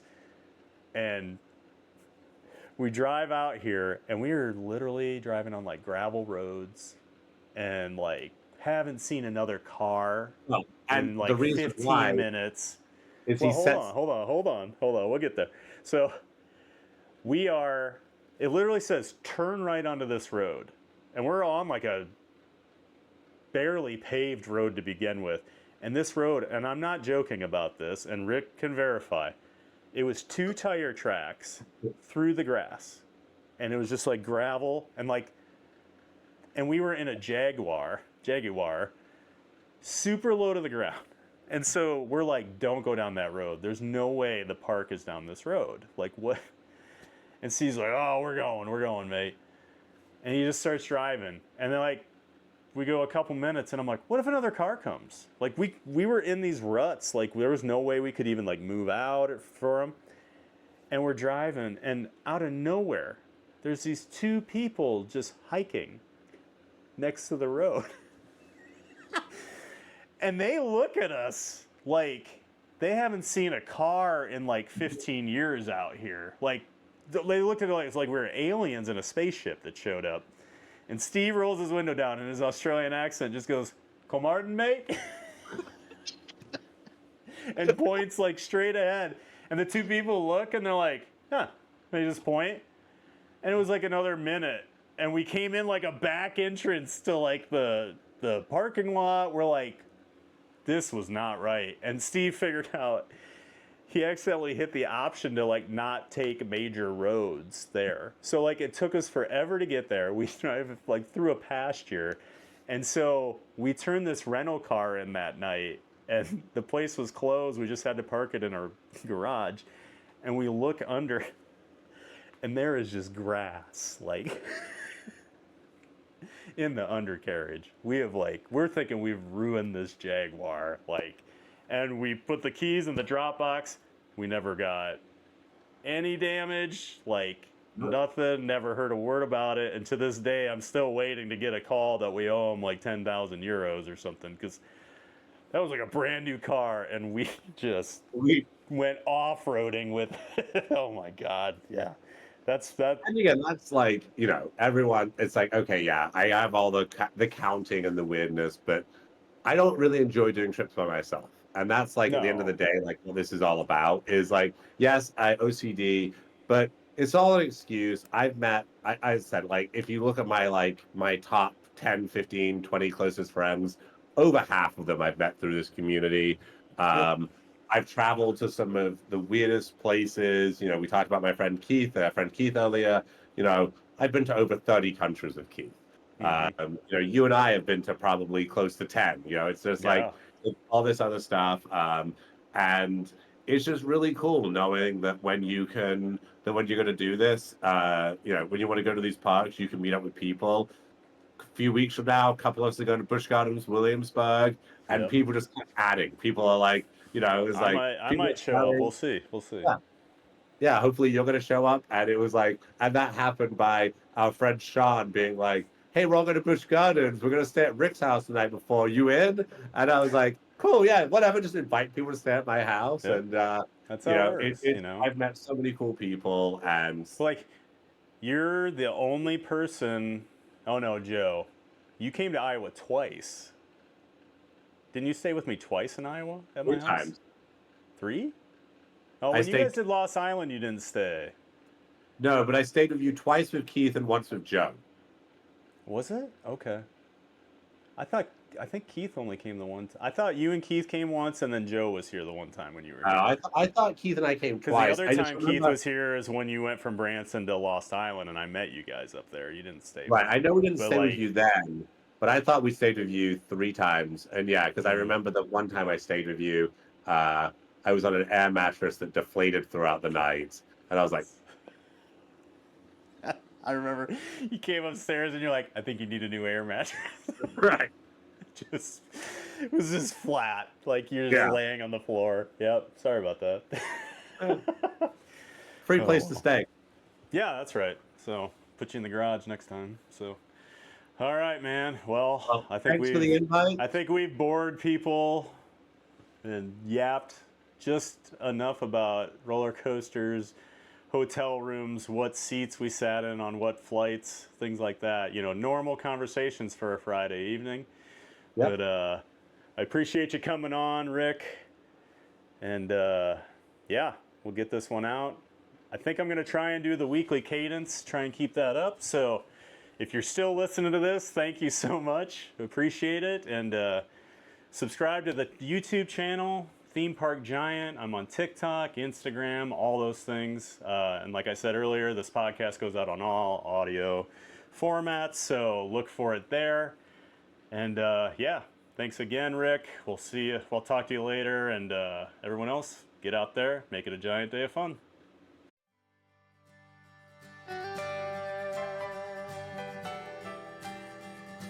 Thanks for tuning in to Coasting with Giants with Thad the Theme Park Giant. For more coaster and theme park content, make sure you're following me at Theme Park Giant on YouTube, TikTok, Facebook, and Instagram.